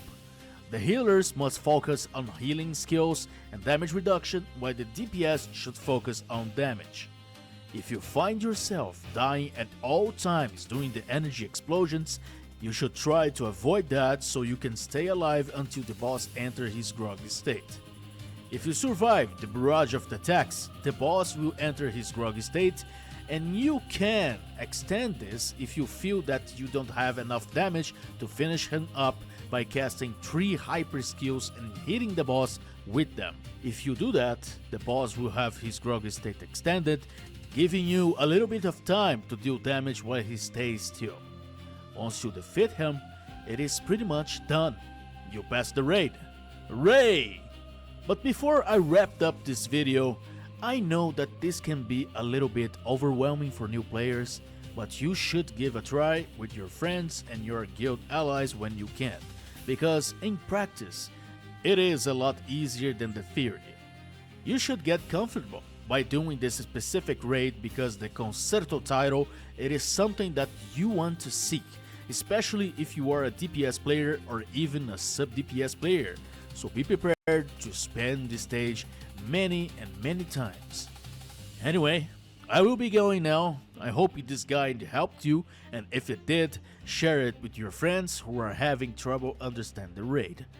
Please, if we get enough people to understand the raid before actually playing it, it will be a better experience for everyone, and I'm sure of it. I will be signing off for now, but don't worry, I will see you in game.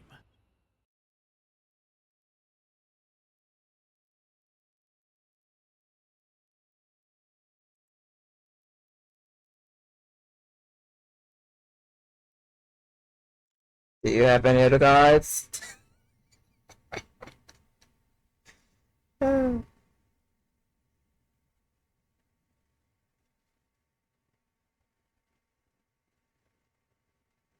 So, do you have any other guides?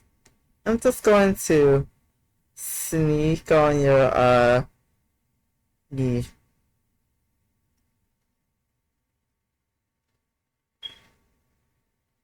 You got any other guides here?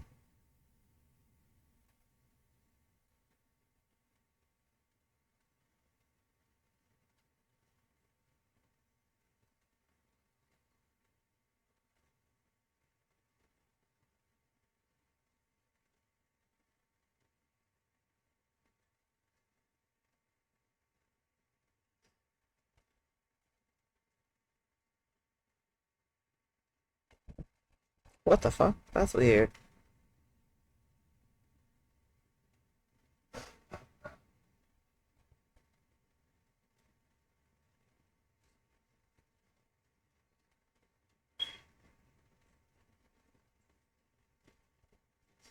I'll come back to that. I'll come back to that.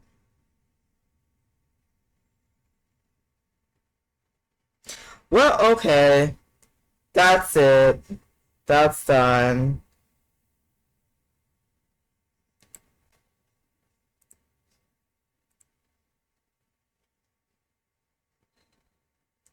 So, anyways, time to go ahead and upload this thingy then.